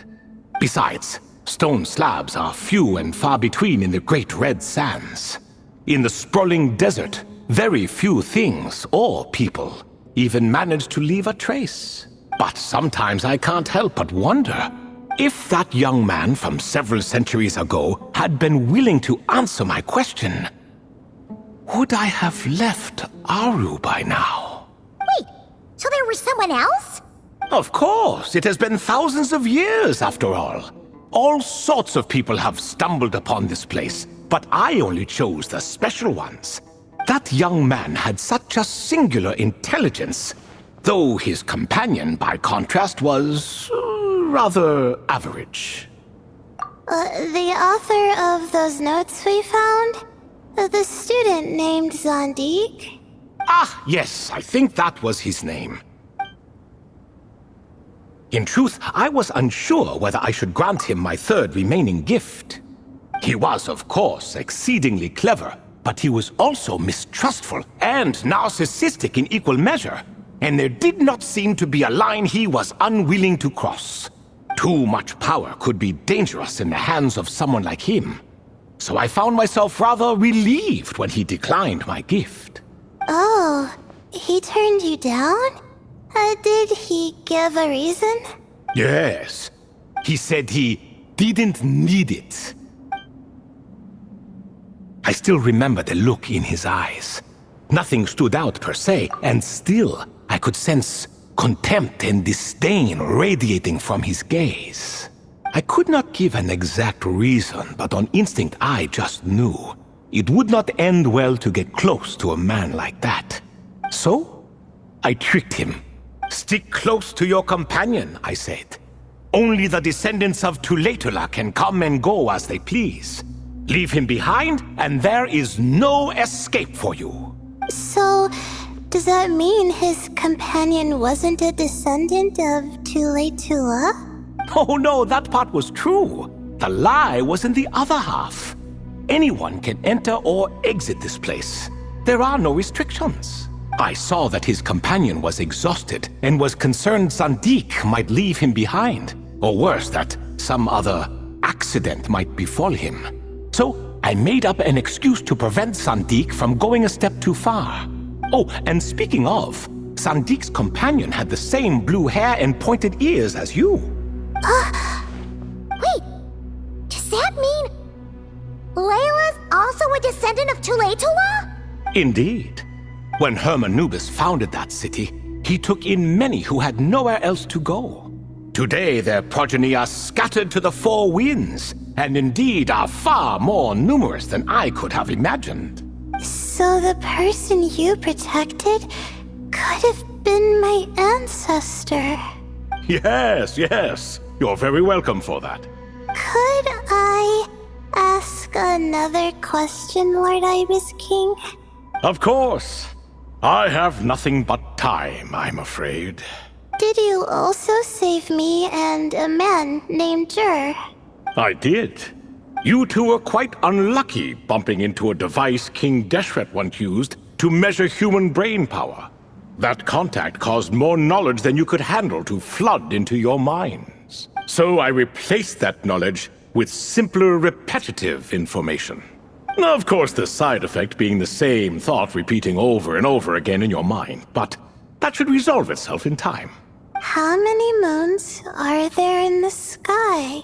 Yes, that was the phrase I used in your head. I forgot the other one, though. I believe it had something to do with food. Both were spur-of-the-moment decisions, so no need to dwell on the meaning too much. Oh, I see. Thank you, Lord Ibis King. As I said, young one, you are most welcome. If you're inclined to return the favor, perhaps you could turn off that device so no one else can trigger it? There's only so much a cat's paw can do, so I'm afraid this is something I must leave to you. Or Mirac, I suppose. Oh, splendid! Another one bites the dust. Such is the fate of things here. Day by day, little by little, the remnants of ages past fade into obscurity. For that reason, the gifts of bygone eras, be they tied to your blood or technological in nature, are not to be revered. They are tools, nothing more. Disrespectful? I simply make the most of what I have. Besides, our king has been gone all these years. What good does it do to revere him now? Oh, are you talking to the Goat King again? No, Croco this time. He's pestering me for another game of chess. Says he wants to even the score. Wishful thinking, if you ask me. If we counted one push-up for every loss, he'd owe me 300,000 by now. Of course, that's just a rough estimate. I've never kept count. It appears that's something you like. Being someone unable to be defeated. I suppose so. All right then. Time for me to extend my winning streak, and for you all to head home. In truth, deep down, I know even the answers to those 3 questions will not change my fate. But that is for me to reckon with. Go on now.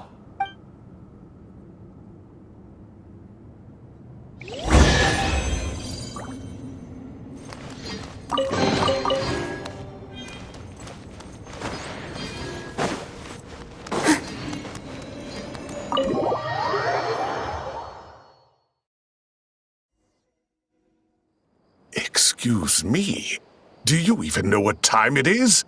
I've harvested 3 crops of tomatoes while you've been gone. You're exaggerating, Professor. I'm making a point. There's a difference. Sincerest apologies for keeping you waiting, Professor Cyrus. See, that's what I call manners. Now, are any of you hurt? Nope. It went way smoother than we expected, actually. I presume the investigation is complete then. Come, tell me all about it. Oh my, did you look out? If you've read the work from the Vahumana Dashan, you would know that the Ibis King has, well, let's call it a mixed record. Perhaps he softened up a bit in his old age, and that's why he chose to help you.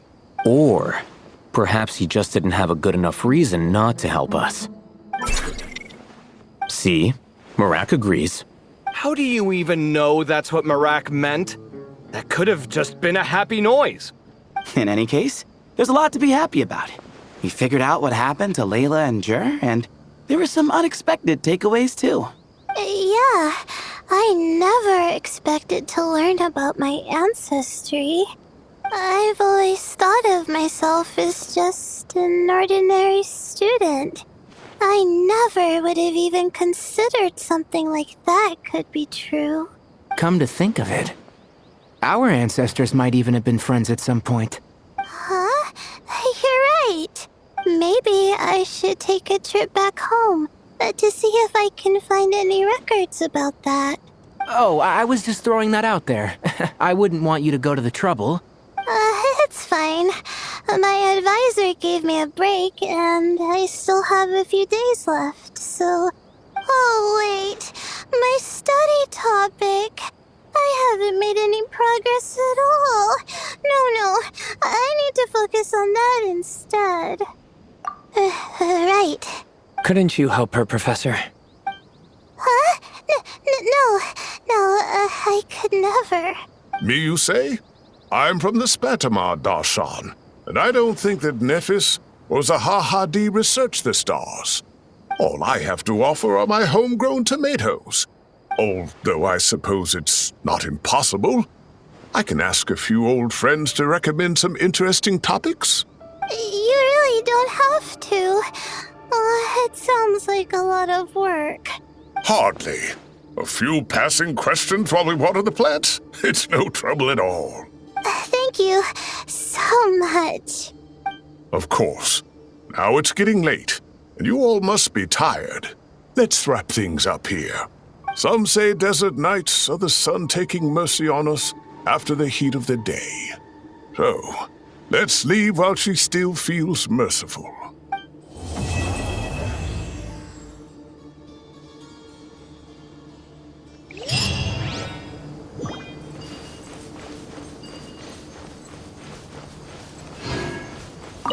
You made it back safe and sound. Glad to see it. I'll have to ask Sethos all about it later. You don't make it out to Gandharva Ville often, and there wasn't time for visiting earlier. So why don't you stay a few more days? Sure. Got anything fun planned? Not really. We usually just go camping, do a little fishing, have a barbecue, things like that. Oh, and we invite the Traveler along too if she's in town. Nice! I love camping. And a barbecue is a must. Don't get too excited. You might not know this, but Tighnari doesn't use seasoning when he grills. Huh? No way. Don't listen to him, Sethos. I prefer a clean taste, but you can put on as much as you like. You could have at least played along. You've changed, Cyno. Man, it's a shame Hat Guy hasn't been around lately. Or I'd invite him to join. He's the perfect buffer for your nonsense. I wouldn't mind him tagging along either. It's just a shame he doesn't play cards. Do you want to know why? Absolutely not. Seriously though, where did he go? Has anyone seen him around at all? I heard he's taking care of something in Notcry. Oh, well, I hope it all works out. Haven't thought of a new pun yet, but it'll come to me. And then I'll punch them with humor. Rainforest life sure is something. Do all desert dwellers become like him after being here long enough? Hat Guy. Card games. Was he setting up for a hat trick joke? Have you decided on what to eat? Fine. I'll go ahead and order then. Hey! Wait a minute! So, when you do the thing where you pretend not to hear a question if you don't want to answer, it works like a charm! But not when I do it? That's because you have to use it on the right person. Besides, you really think you can use my own tricks against me? It's been an eventful day. And it seems someone is intent on not making tonight any easier. Why is it getting so hard to keep up the act? Is a worry-free life too much to ask for? Well, this is an unexpected reunion. Like, 3 stars of different colors rising in the same sky. What a spectacular occasion! Archon and Miss Nilou from the Zubair Theater. I'm not interrupting anything, am I? Of course not. I'm just relaxing, gazing up at the starry sky. I get a lot of inspiration for new dances when I come here. Oh, I'm also here to get some inspiration. I thought I was the only one who did that. Of course, the inspiration I need has to do with my studies. Well, we might be searching for different things, but in the end, we're both just waiting for that spark to strike. But this time, it wasn't inspiration, but Lesser Lord Kusanali who came knocking instead. How do you know I'm not here searching for that same spark? We must innovate after all, even in dreams. Here, I brought some candied ajilenak nuts. May they bring us all sweet dreams. 3 stars of different colors. Could that be a potential research topic? I should look into that. Miss Layla seems to be under a lot of pressure. I should take her to watch her performance sometime. That might help her unwind.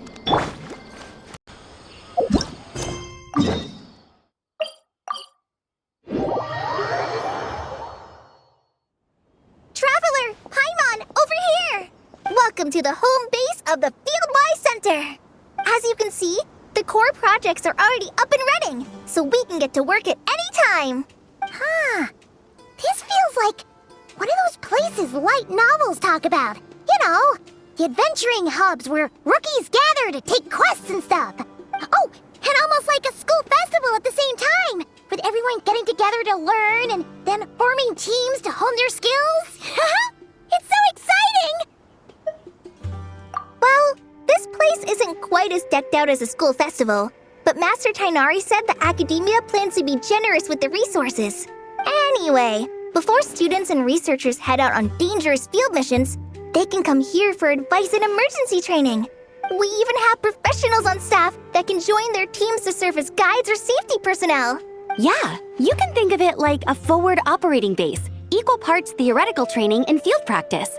We'll familiarize new recruits with potential challenges in the wild and take them through drills so there's no reason to panic during the real thing.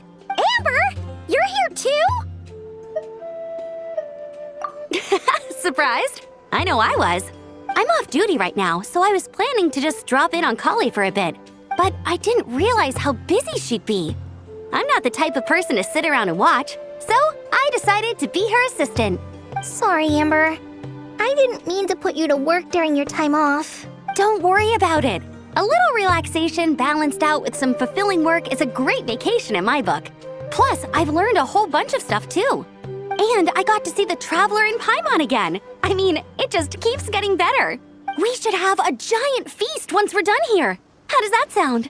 A feast with the first friend we met in Sumeru and the first friend we met on our whole journey. Oh, that sounds just about as awesome as a giant plate of sticky honey roast. All right, down to business then. Collei and I are in charge of the Scouting Speedsters project. The focus is using devices and machines to pass through hazardous areas, survey terrain, and get details on potential threats. Plus, a mortar research indicates that, during dangerous situations, having the support of an adorable companion can help set adventurers' minds at ease and prevent excess nerves. So, we took inspiration from Cullen Anba and Baron Bunny to create 2 scouting devices that are both adorable and useful. Cullen Anbot and Bar Drone Bunny. So far, feedback has been pretty positive. Once we've collected enough data, the academia will continue to refine the scouting buddies and release even more designs. A bunch of Cullen Ambas and Baron Bunnies running around the wilderness? What is that gonna look like? Plus, with you to guide our 2 little scouts, we'll be able to obtain some great data. Once you have a more complete understanding of the Fieldwise Center, you should come test them out. Now come with me. I'll introduce you to the other consultants. Oh yeah! The lady with the greenish-blue hair also has a super adorable device over there. But it does something completely different than our scouting buddies. I'm looking forward to seeing it in action. Oh hey! Another familiar face!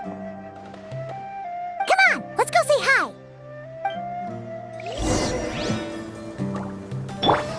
Hey, gotta keep it up. Let's do this. I should adjust the legs so Bar Drone Bunny can run even faster.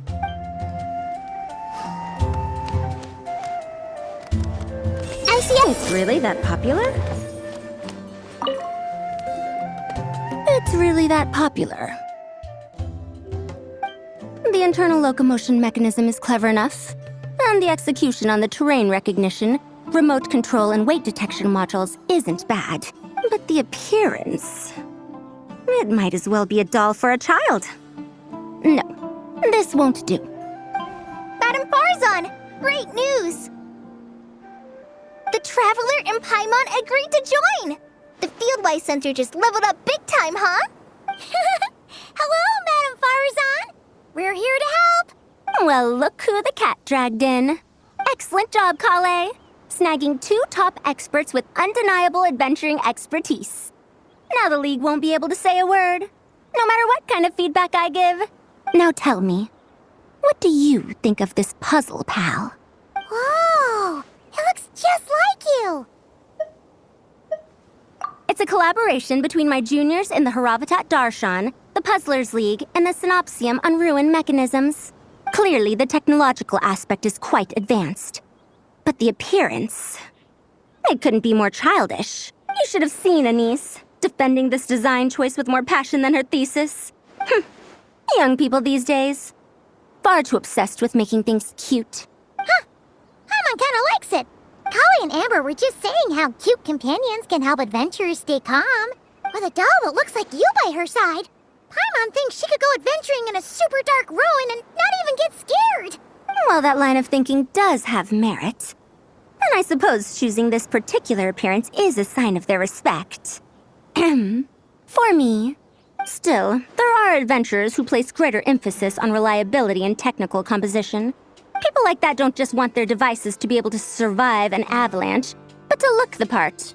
And for their appearance to reflect the high-tech composition. The fluffiness of this puzzle pal, on the other hand, doesn't give the impression it would be a reliable or formidable device. The appearance may even be distracting. Now picture this. A thick metal casing, square in shape, with a matte finish and openings to showcase the complex technical composition. That would have much more visual impact. I'm the perfect example of this. I have a youthful appearance, and so people question me on occasion. If I had a head of white hair instead, things would be different. Really? Then, do you want Paimon to talk to them? She has white hair. What? No! That's not the same thing. I didn't realize you had such strict views about this, Madame Faruzan. Huh? So, even you prefer this version? Well, if that's what you really think, then fine. You'll have to come back and test it out on some puzzles, Traveler. I'll rate your effectiveness in using the device and come up with a user manual based on your performance. As for improvements to its appearance, long-term observation is required, so I'll put that aside for now. I've already selected a few of the most suitable domains, so we can begin the puzzle-solving process at any time. Thanks, Madame Faruzan.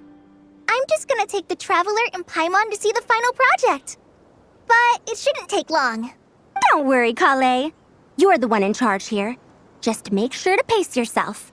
Once things calm down, come over to see me and we'll have a nice chat. I'll even treat you to some snacks from back in my day. Snacks? Paimon's in! Paimon's in! Thank you, Madame Faruzan. I'll bring a few boxes of floral tea as well. Go on now. Do me proud. Let's take a closer look at how this mechanism moves.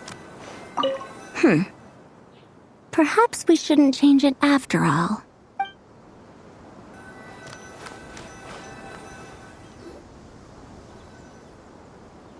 This last one is a long-term project we're calling the Security Division. Thanks to General Mahamatra Cyno, we've been able to bring Dehya on as the instructor and Candace as the coordinator. They're putting together a combat test right now, but they should be back soon. Hey, looking for us? I guess we showed up right on cue then. Wait, the Traveler and Paimon are joining as well? That makes things a whole lot easier. Sorry for keeping you waiting, everyone. But we managed to bring back some good intel. Intel? This is starting to sound intense. Of course. What better way to protect the students than to sweep through the desert and rid it of all potential dangers? Not a bad plan, right? You in? Not the best time for jokes, Dehya. Besides, when it comes to striking down danger, the Traveler is a woman on a mission. She might take you up on that offer. Defeating anything that might pose a threat? Even if the Traveler worked non-stop, that could still take years. We'd have to stop traveling. Paimon doesn't even want to think about that. Time would be the least of our problems. Some dangers aren't visible to the naked eye, like the scorpions burrowed underground or the terrifying raptors sleeping in the trees. You can't get rid of them until they jump out to attack you. For situations like these, we'd have to combine Madame Faruzan's recommendations with Amber's approach to scouting, calculating our chances of encountering enemies and our expected operation times. Whoa, whoa, whoa, pencils down, everyone. That was just a joke. The security division's goal is a lot simpler, actually. We're just here to ensure that fieldwork teams include trained combat personnel. Some of this work has been entrusted to the Blazing Beasts and other mercenaries. But members of investigation teams who pass the combat test can also qualify. Before an investigation team is allowed to head into a dangerous area, the group must include at least 2 professionals who have passed the assessment. And Dehya and I were just out collecting intel on the best place to hold the test. We found a domain filled with monsters and bandits of all levels. Hopefully, they don't mind us borrowing their stomping ground for a bit. It'll only cost them a few smacks on the head. Oh, so we just need to supervise, right? That's right. Participant safety is our utmost priority. So we'll organize a group of capable personnel to take it in shifts. We still need to figure out our testing metrics, though. Fighting is different from an actual exam, and there's no one right answer. Mercenaries like me, we all have our own style. That's not a problem in actual combat, but when it comes to teaching, we tend to stick too much to what we're used to. So, we need someone to give us a baseline. Someone who has the experience, but also takes a more flexible approach in combat. Yeah, based on what you just described, the Traveler seems like the perfect person for the job. Great. Working with you is always a pleasure, Traveler. Smooth as butter on a steak. Don't forget about compensation for the Traveler in Paimon, Dehya. You agreed without doing the math first. It's fine. We'll just split the funds Collei wrangled for us, 20-80. 10 for me, 10 for you, 80 for the 2 of them. Wait, we're getting 80%? Don't sweat it. We're just in charge of the long-term operations. You're the one setting the metrics for the whole thing. So I think we got the better end of the deal. We've talked about a partnership in the past, haven't we? Well then, consider this the perfect place to start. Then I'll draw up a detailed overview of the compensation so it's clear for everyone. That'd be great. And don't worry, Miss Candace. About that piece of land you're leasing to the academia, the one used for grain storage, I managed to get them to agree to a 30% increase in their rent payments. Oh, thank you. Those funds will go to fixing up some of the village facilities, which should make for a more comfortable experience when investigation teams stop there in the future. All right, we should finish up our arrangements for the combat test. Stop by our station when you're ready, Traveler. See you soon. Oh, you sure are the beating heart of this operation, Collei. He brought the whole gang together. Oh, no. I'm just doing what I can. I still have so much to learn, so much work to coordinate. But for now, let's just give it our all. You bet! We'll make the Fieldwise Center the best it can be!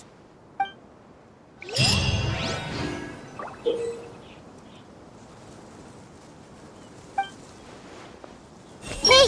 I bet Dehya is going to ask me to get drinks after this. I'll just propose we drink tea with dried or powdered fruit instead. I should invite Candace out for a couple of drinks once this is all over. Is she gonna agree, though? That's the question. Hey, ready to do some quality assurance on our test questions? Sure. Feels like it's been ages since we last saw each other. If we'd known you were coming, we would have prepared a whole welcome feast. All new recipes and everything. It's a funny story, actually. The last time I was in Fontaine, I brought a few cookbooks and some spices back with me. Then, I gave them to Candace, and she went into full chef mode, coming up with all sorts of new things. Like romaritime flour meat jerky mixed rice. At first glance, it looks no different than the usual Aru mixed rice. But then, it hits your tongue and, you get that delicious meat, the hearty rice, and this super refreshing aftertaste, all without being greasy.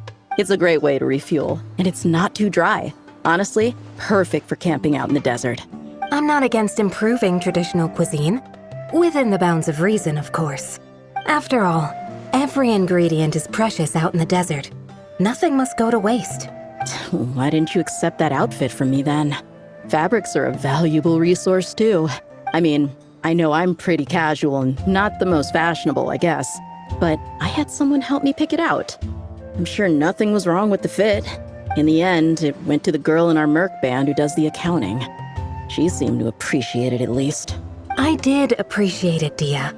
It was extremely thoughtful. But as the guardian of Aru Village, my goal is to blend in, not stand out. Besides, fine clothes should go to people who have an occasion to wear them. If your accountant is to represent the blazing beasts in business settings, she should have something to wear. That's why I recommended the clothes go to her. Oh, why didn't you say so earlier? I thought you just didn't like what I picked out. Well, seeing as the blazing beasts will be holing up in Aru Village for the foreseeable future, if you still want to offer something as thanks, you could bring us some bolts of cloth. I'm somewhat familiar with tailoring, and I could use them to fashion sand and dust-resistant cloaks for everyone. The fabric doesn't need to be expensive, just resistant to wear and tear. I trust your judgment on that. Don't worry, I'll think carefully about the shape and pattern when I make one for you. Then all will know that you are an esteemed guest of our village. Oh man, I'm getting kind of excited. In that case, maybe I'll head to Liyue next. I've heard you can get some really nice fabric there without breaking the bank. Oh, and they've got a huge selection of silks as well, if that's what we're going for. But they've also got security in spades, so no merc work for us. We'll just be tourists, polite, well-behaved travelers. Once we're done here, I'll make a plan with the rest of the beasts. Hey, ready to do some quality assurance on our test questions? No worries. We'll start once you're in peak form. Feel free to get some rest if you need it. We have more than enough time. If even the Traveler finds this doll adorable, I suppose I can let those young ones mass-produce it. Oh, you're back! Ready to delve into the art of solving mechanical puzzles? Or did you want to have a chat? As you wish. When it's you doing the asking, I'm an open book. Refined, naturally. Not that I have anything against cuteness. A plush little thing with big eyes and a round face. I can see the appeal as much as anyone. But at my age, clinging to such objects like a child is somewhat undignified. Now, some of the newer stuff on the market is just exquisite. Made with the finest material, sculpted in elegant lines with features that glitter like gemstones. The element of cuteness is there, but it also doubles as a piece of art. Wait a second. I thought your questions were going to be academic in nature. What is the meaning of this? Ahem. Fine. I'll let it go this once. But that excuse won't work a second time. Ah, a classic debate. I don't think this is a question that has a definitive answer. Not for me, at least. It depends entirely on the scenario. Simply put, if the task requires repetitive mechanical work that dilutes the value of human mental labor, then automated devices are superior. But where identification, analysis, and decision-making are critical, manual control is always safer. Human thought is complex. Even if we were to simulate a 6-year-old's mind, the demands in terms of component design, system weight, and energy cost would be immense. As I see it, conventional hardware capable of simulating adult-level cognition is impossible to integrate into a compact device. For the foreseeable future, anyway. Well, I've told you before, if you find these topics interesting, you should come to my classes. Cyrus's student, Lisa Mincy, is known as a once-in-a-generation genius. But with your smarts, I bet you could give her a run for her Mora. Oh, you're back. Ready to delve in? Of course. Don't let me keep you. Come back whenever you're ready. That's it, Collei. Show him what you've got. This is the best. What else needs doing? Better check my notes. Hey there! Ready to go full speed ahead with Cullen Anbot and Barjone Bunny? Our 2 scouting buddies are tuned up and ready for testing. Don't worry. I'm using this station as a temporary office for the Fieldwise Center as a whole. But it hasn't been too bad. Just a lot of data processing for our scout bots and some paperwork. Oh, and we also give suggestions on how to modify the internal mechanisms. When an investigation team comes along, we register them and check if emergency training is needed. Then we take care of the departure procedures, allocate the required personnel and equipment, and then we monitor the situation with their camp provisions and touch base with the logistics staff. I don't mind. It's just temporary. The center hasn't been open for too long, so we're still working out the kinks. Yeah. Plus, verifying travel qualifications and keeping an eye on logistics is nothing new for me. And the academia is sending specialists to set up a formal administrative team soon. We just have to show them the ropes. Some of them are here already. So once that's set up, and the researchers submit their certifications, we can start delegating the work. And then we can take a well-deserved break. I asked Lisa and Kaya for some recommendations before leaving, so I have a list. Time's been a bit tight this trip, but Collei took me around Sumeru City, and we had tons of amazing food. She's one busy gal, though, so I didn't want to drag her from place to place. It made more sense to spend time here helping her out. I'm sorry, Amber. For what? I'm having a blast. Seeing you take the reins, seeing your friends place their trust in you, even rely on you, it makes me so happy. Traveling, relaxing, I can do that whenever. It's not like this is my last time here. Besides, once we're done, there will still be more than enough time for sightseeing. That makes me even more determined. You don't need to worry about me, Amber. I've got this. Hey there! Ready to go full speed ahead with Cullen Anbot and Barjone Bunny? Our 2 scouting buddies are tuned up and ready for testing.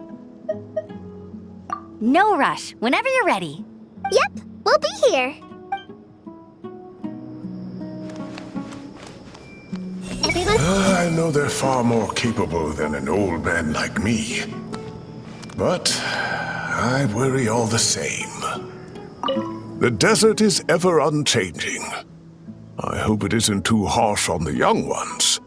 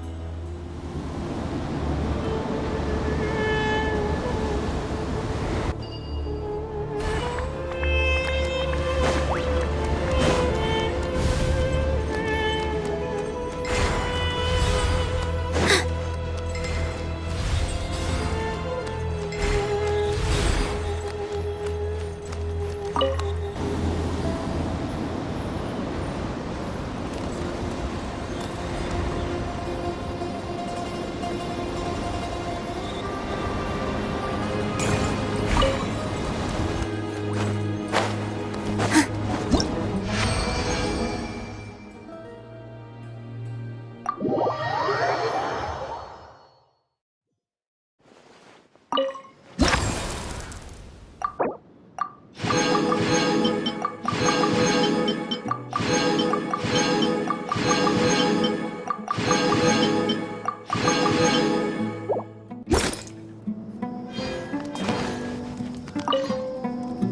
there! Ready to go full speed ahead with Cullen Anbot and Bardrone Bunny? Our 2 scouting buddies are tuned up and ready for testing. Nice! Sure takes you back to the gliding test days, huh?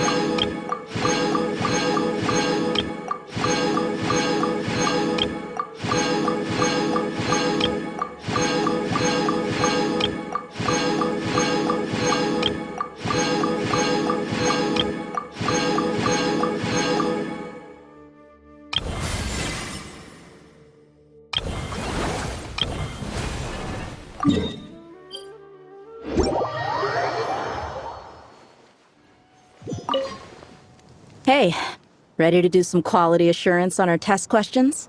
Wonderful. Just don't forget to pace yourself. Yep, all you gotta do is defeat a certain number within the time limit. But hey, leave some for the trainees, okay?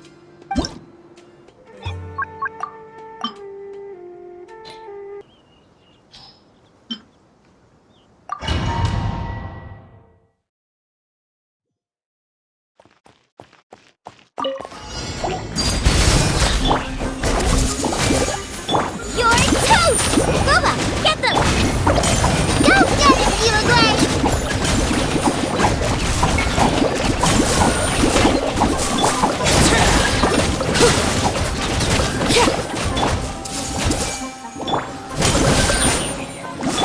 Stay put! Nice and spicy! Overruled! Everyone hold hands! Hey, go away! Hey, out the frying pan!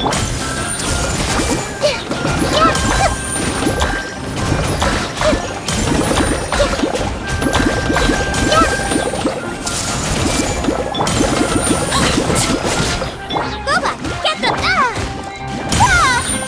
Don't be scared! Laid bare!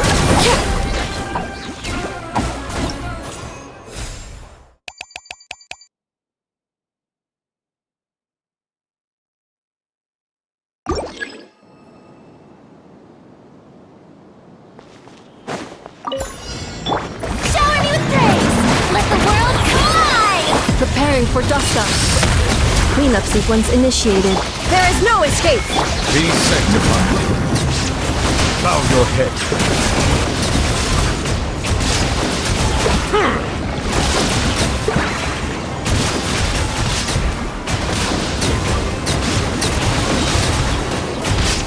Settle down. Ultimatum protocol. Insulation chamber. Shine down! Now you shall perish! Strike a pose! Let my name echo in song! Let the mighty be humble. Bow your head.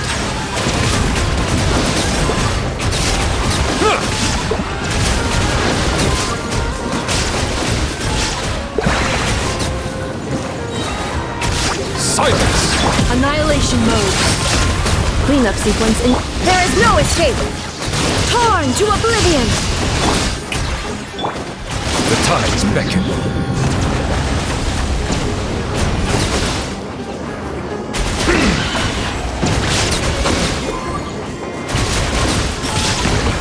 Preparing for dust-up. Defensive mode. Illusion shattered! Inazuma shines eternal! Shower me!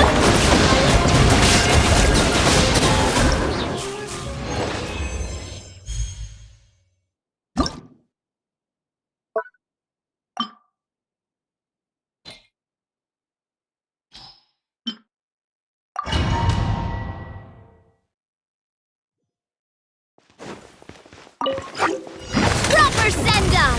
From the unleash! Give up! Gather! Feeling lucky? Feeling lucky? Haha! Hiya! Fire! Well, Solidify! this one's got your name on it! Feeling lucky? A proper send-off! From the... Feeling lucky?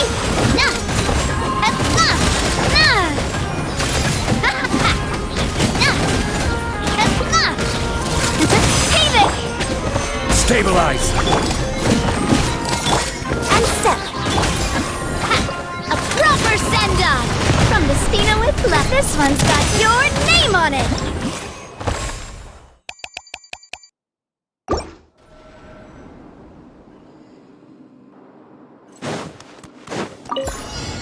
Yoo-hoo!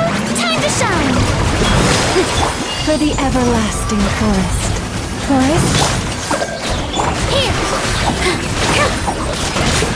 This dance is for you! Go get it, Fieldwise!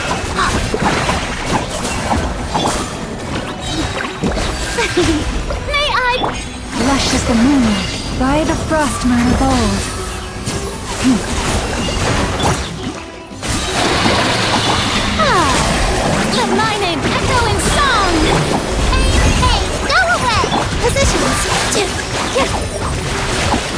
Branch into song for the everlasting forest.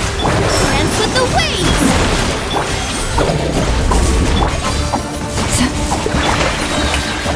Time to shine! Here! With one heart, we pray. Receive my blessing. Let the world collide!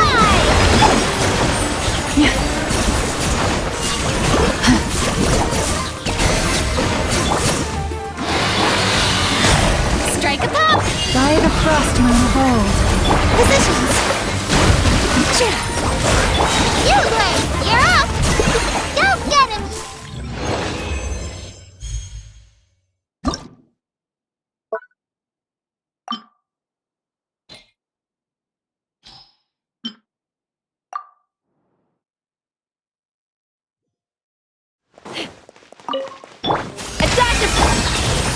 You two! Time to Cleanup sequencing. Knock them down. take me up! Open fire!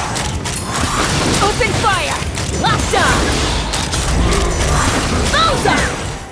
Fulfill our pact! A little amid...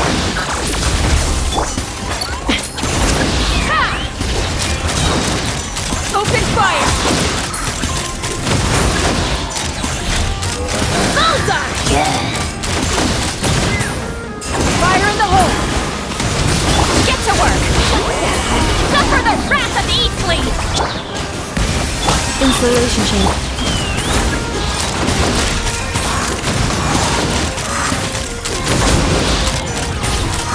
Locked on! Locked on! Hold on to your hats. Keep lolling! Keep...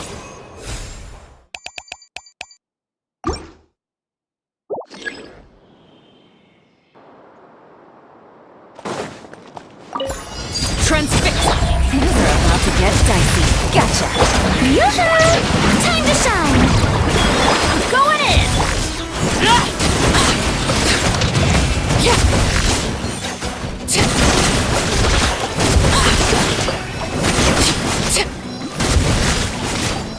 Laid bare. Game's up.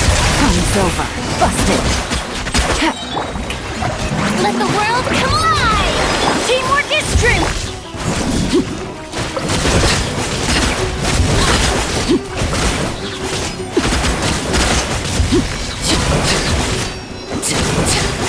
Transfixed!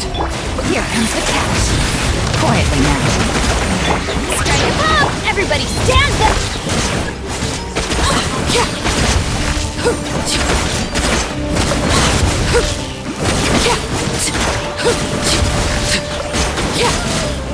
Overruled! Time to shine! Things are about to get dicey. Teamwork is strength! Yoo-hoo!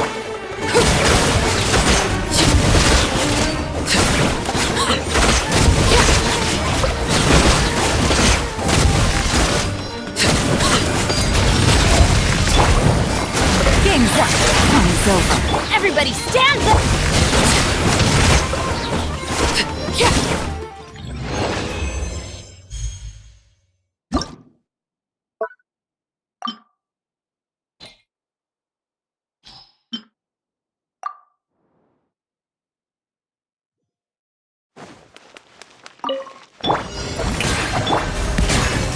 Here comes the catch.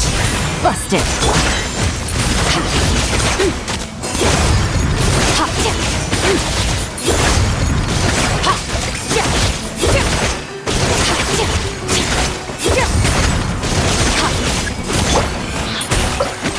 Game's up.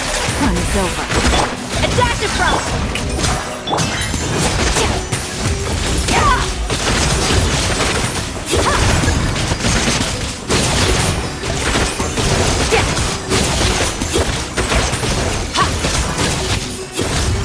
A little amuse.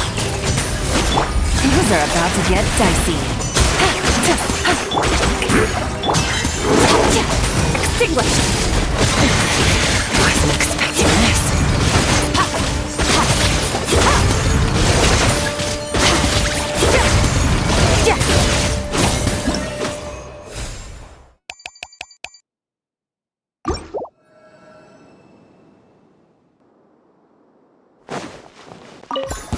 Use the force By the authorized. frost moon of old.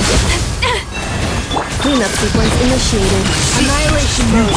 Shine down! Save yourself the pain. Resistance is futile. Use the force authorized. The tides beckon. Illusion shattered! Inazuma shines eternal! Preparing for dust-up. Bow your head.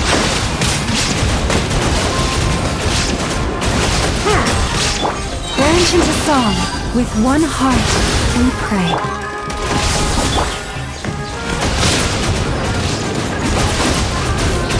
Silence! Ultimatum protocol. Insulation chamber. Let the mighty be humble. Bow your head. Use the force authorized. Defensive mode engaged. Preparing for dust-up. For the everlasting forest. Use the force authorized. Receive my blood. There is no escape! Silence! Resistance is futile. The tides beckon.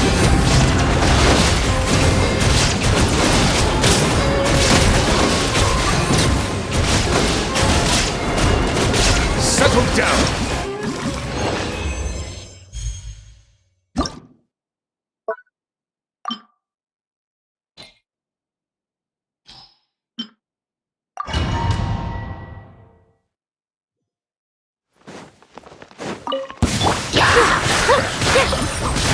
Insulation chamber. These are about to get dicey. Quietly now. Don't blink! Cut to the chase! Gotcha.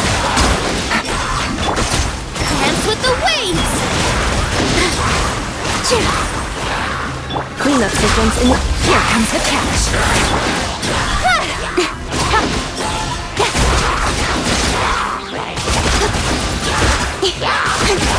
The sword from shadow. Speed of light. Busted. This dance is for you. Don't blink.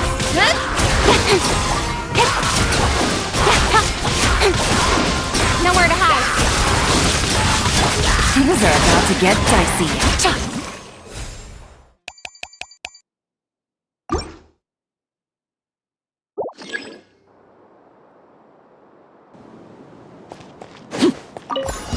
Your coming was foretold. Teamwork is dreamwork. Justice will prevail. Stop right there. Drop For your the weapon. eternal oasis. Care for a tenant.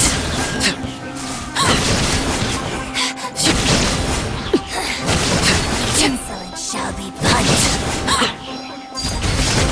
Shine down. You asked for it. Final warning. Going in.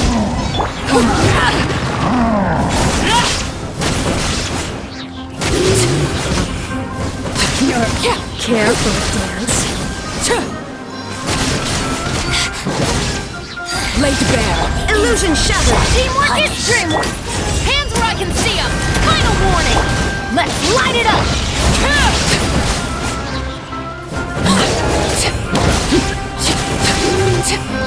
You're coming.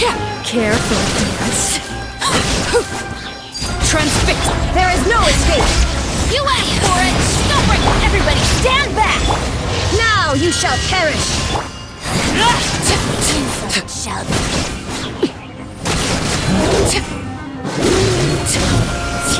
You're coming with care for a dance. Illusion shattered. Final warning. Teamwork is dreamwork. Insolent shall be.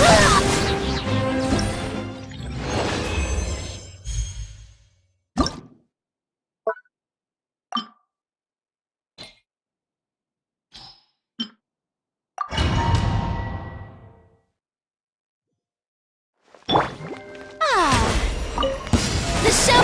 Hold the line! Stand with me! Out of my way! Billowy surge! Hey, go away!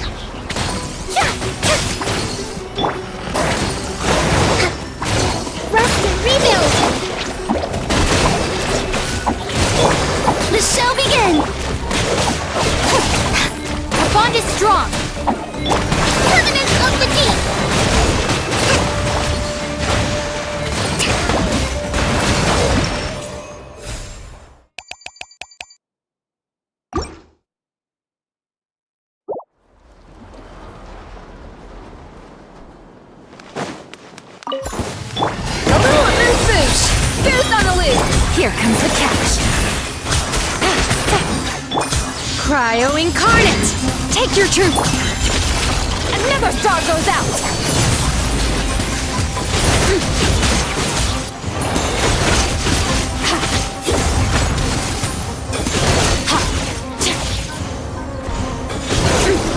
Busted. Things are about to get dicey. Do your master's bidding!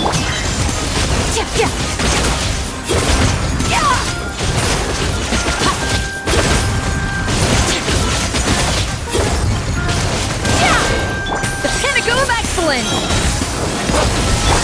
Game's up. Fun's over. Quietly now. My will and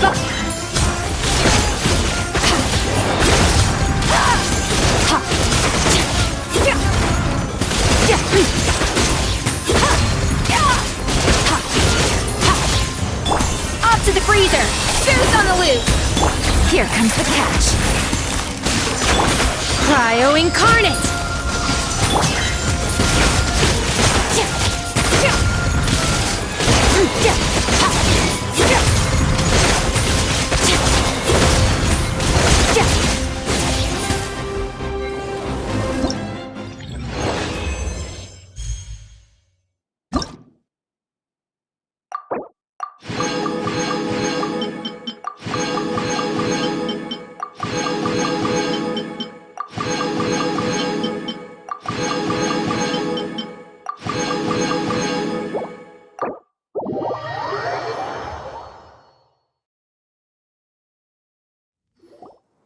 Good news, everyone!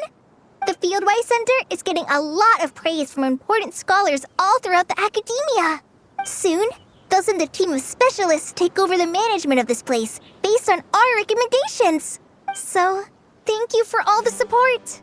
Wow! Sounds like your hard work paid off, Collei. And you're overseeing the transition yourself. Well done. The young students today could learn a thing or two from you, Collei. Your confidence, your proactiveness, your leadership. It's admirable.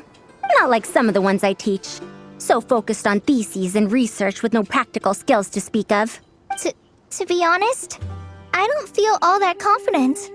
Being the go-between for all the different Darshans, coordinating everything, I still can't quite believe I managed it. Oh, but the Traveler and Paimon played a huge role in that too. I can't thank you both enough. Yeah, we're used to this kind of work. So for us, this was more like a super special camping trip with friends. You know, a few puzzles here, a little exercise there. It was super fun. Pretty much a piece of cake. Oh, man. Now Paimon's hungry. Hey, now that we're all done, why don't we go get some food to celebrate? Candace and I are 2 steps ahead of you. This way, everyone.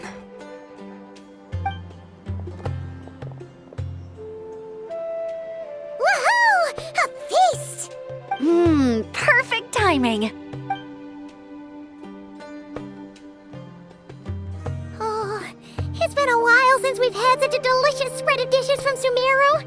Paimon feels like she could eat twice as much. No, 3 times as much as normal. Huh, is that a challenge? Careful what you wish for. We have your wallet to think about. It's been a while since I've had food from the desert region. It's nothing like I remember. Now this is the real deal. Everything I've tried before pales in comparison. That means a lot, Madame Faruzan. If all the researchers who came to our village were so polite, we would have an occasion to offer feasts like this more often. By the way, you planning on doing any sightseeing, Miss Amber? You came all this way after all. Oh, for sure. I hear that there's a forest full of gigantic trees northwest of Port Ormos, with trunks bigger than the entire width of the Good Hunter restaurant.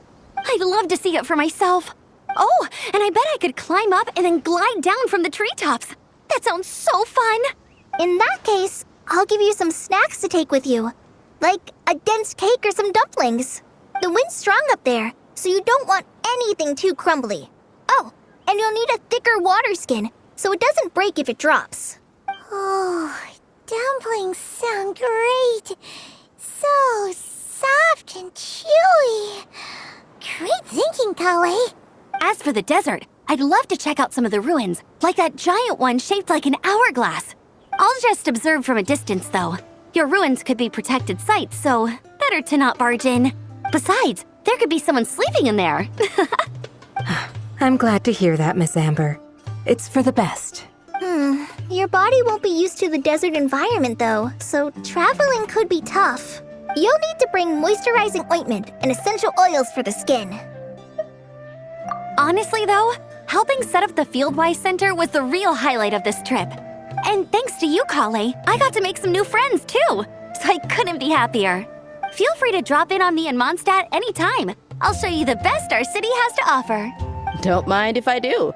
I had some dandelion wine while I was in Fontaine, and man, that was the stuff. So sweet and fragrant, not a single bitter note in there at all. And that was the imported stuff. I bet the taste is even better when it's fresh. I'm looking forward to downing a couple of barrels already. It couldn't hurt to take a break from wine either. Those children gave you some hennaberry thorn powder, remember? You could make some tea. Come on, Candace. It's just a taste. The barrels aren't even that big. We're talking like 3 to 5 cups per, tops. And don't worry, I'd make sure to bring back souvenirs for everyone. Well, I've heard the Knights of Favonius Library has quite the collection. I wonder if there are tomes that approach engineering from a different angle. Could be worth perusing. I'm not sure about the exact number, but the library's pretty huge, all right. What kind of books are you interested in, Madame Faruzan? I can write them down and have Lisa get them ready for you. Either way, just leave your Mondstadt travel plans to me. Lisa? Lisa Mincy? Cyrus's prize student who he never stops bragging about? So that's where she's hiding. Ah, this is kind of nice, isn't it? Friends of ours meeting other friends of ours, then becoming friends in their own right. Yeah! Maybe we should start introducing our friends to each other. Paimon can think of a few who might get along. Huh, not a bad idea, right? Just imagine all the fun we could have.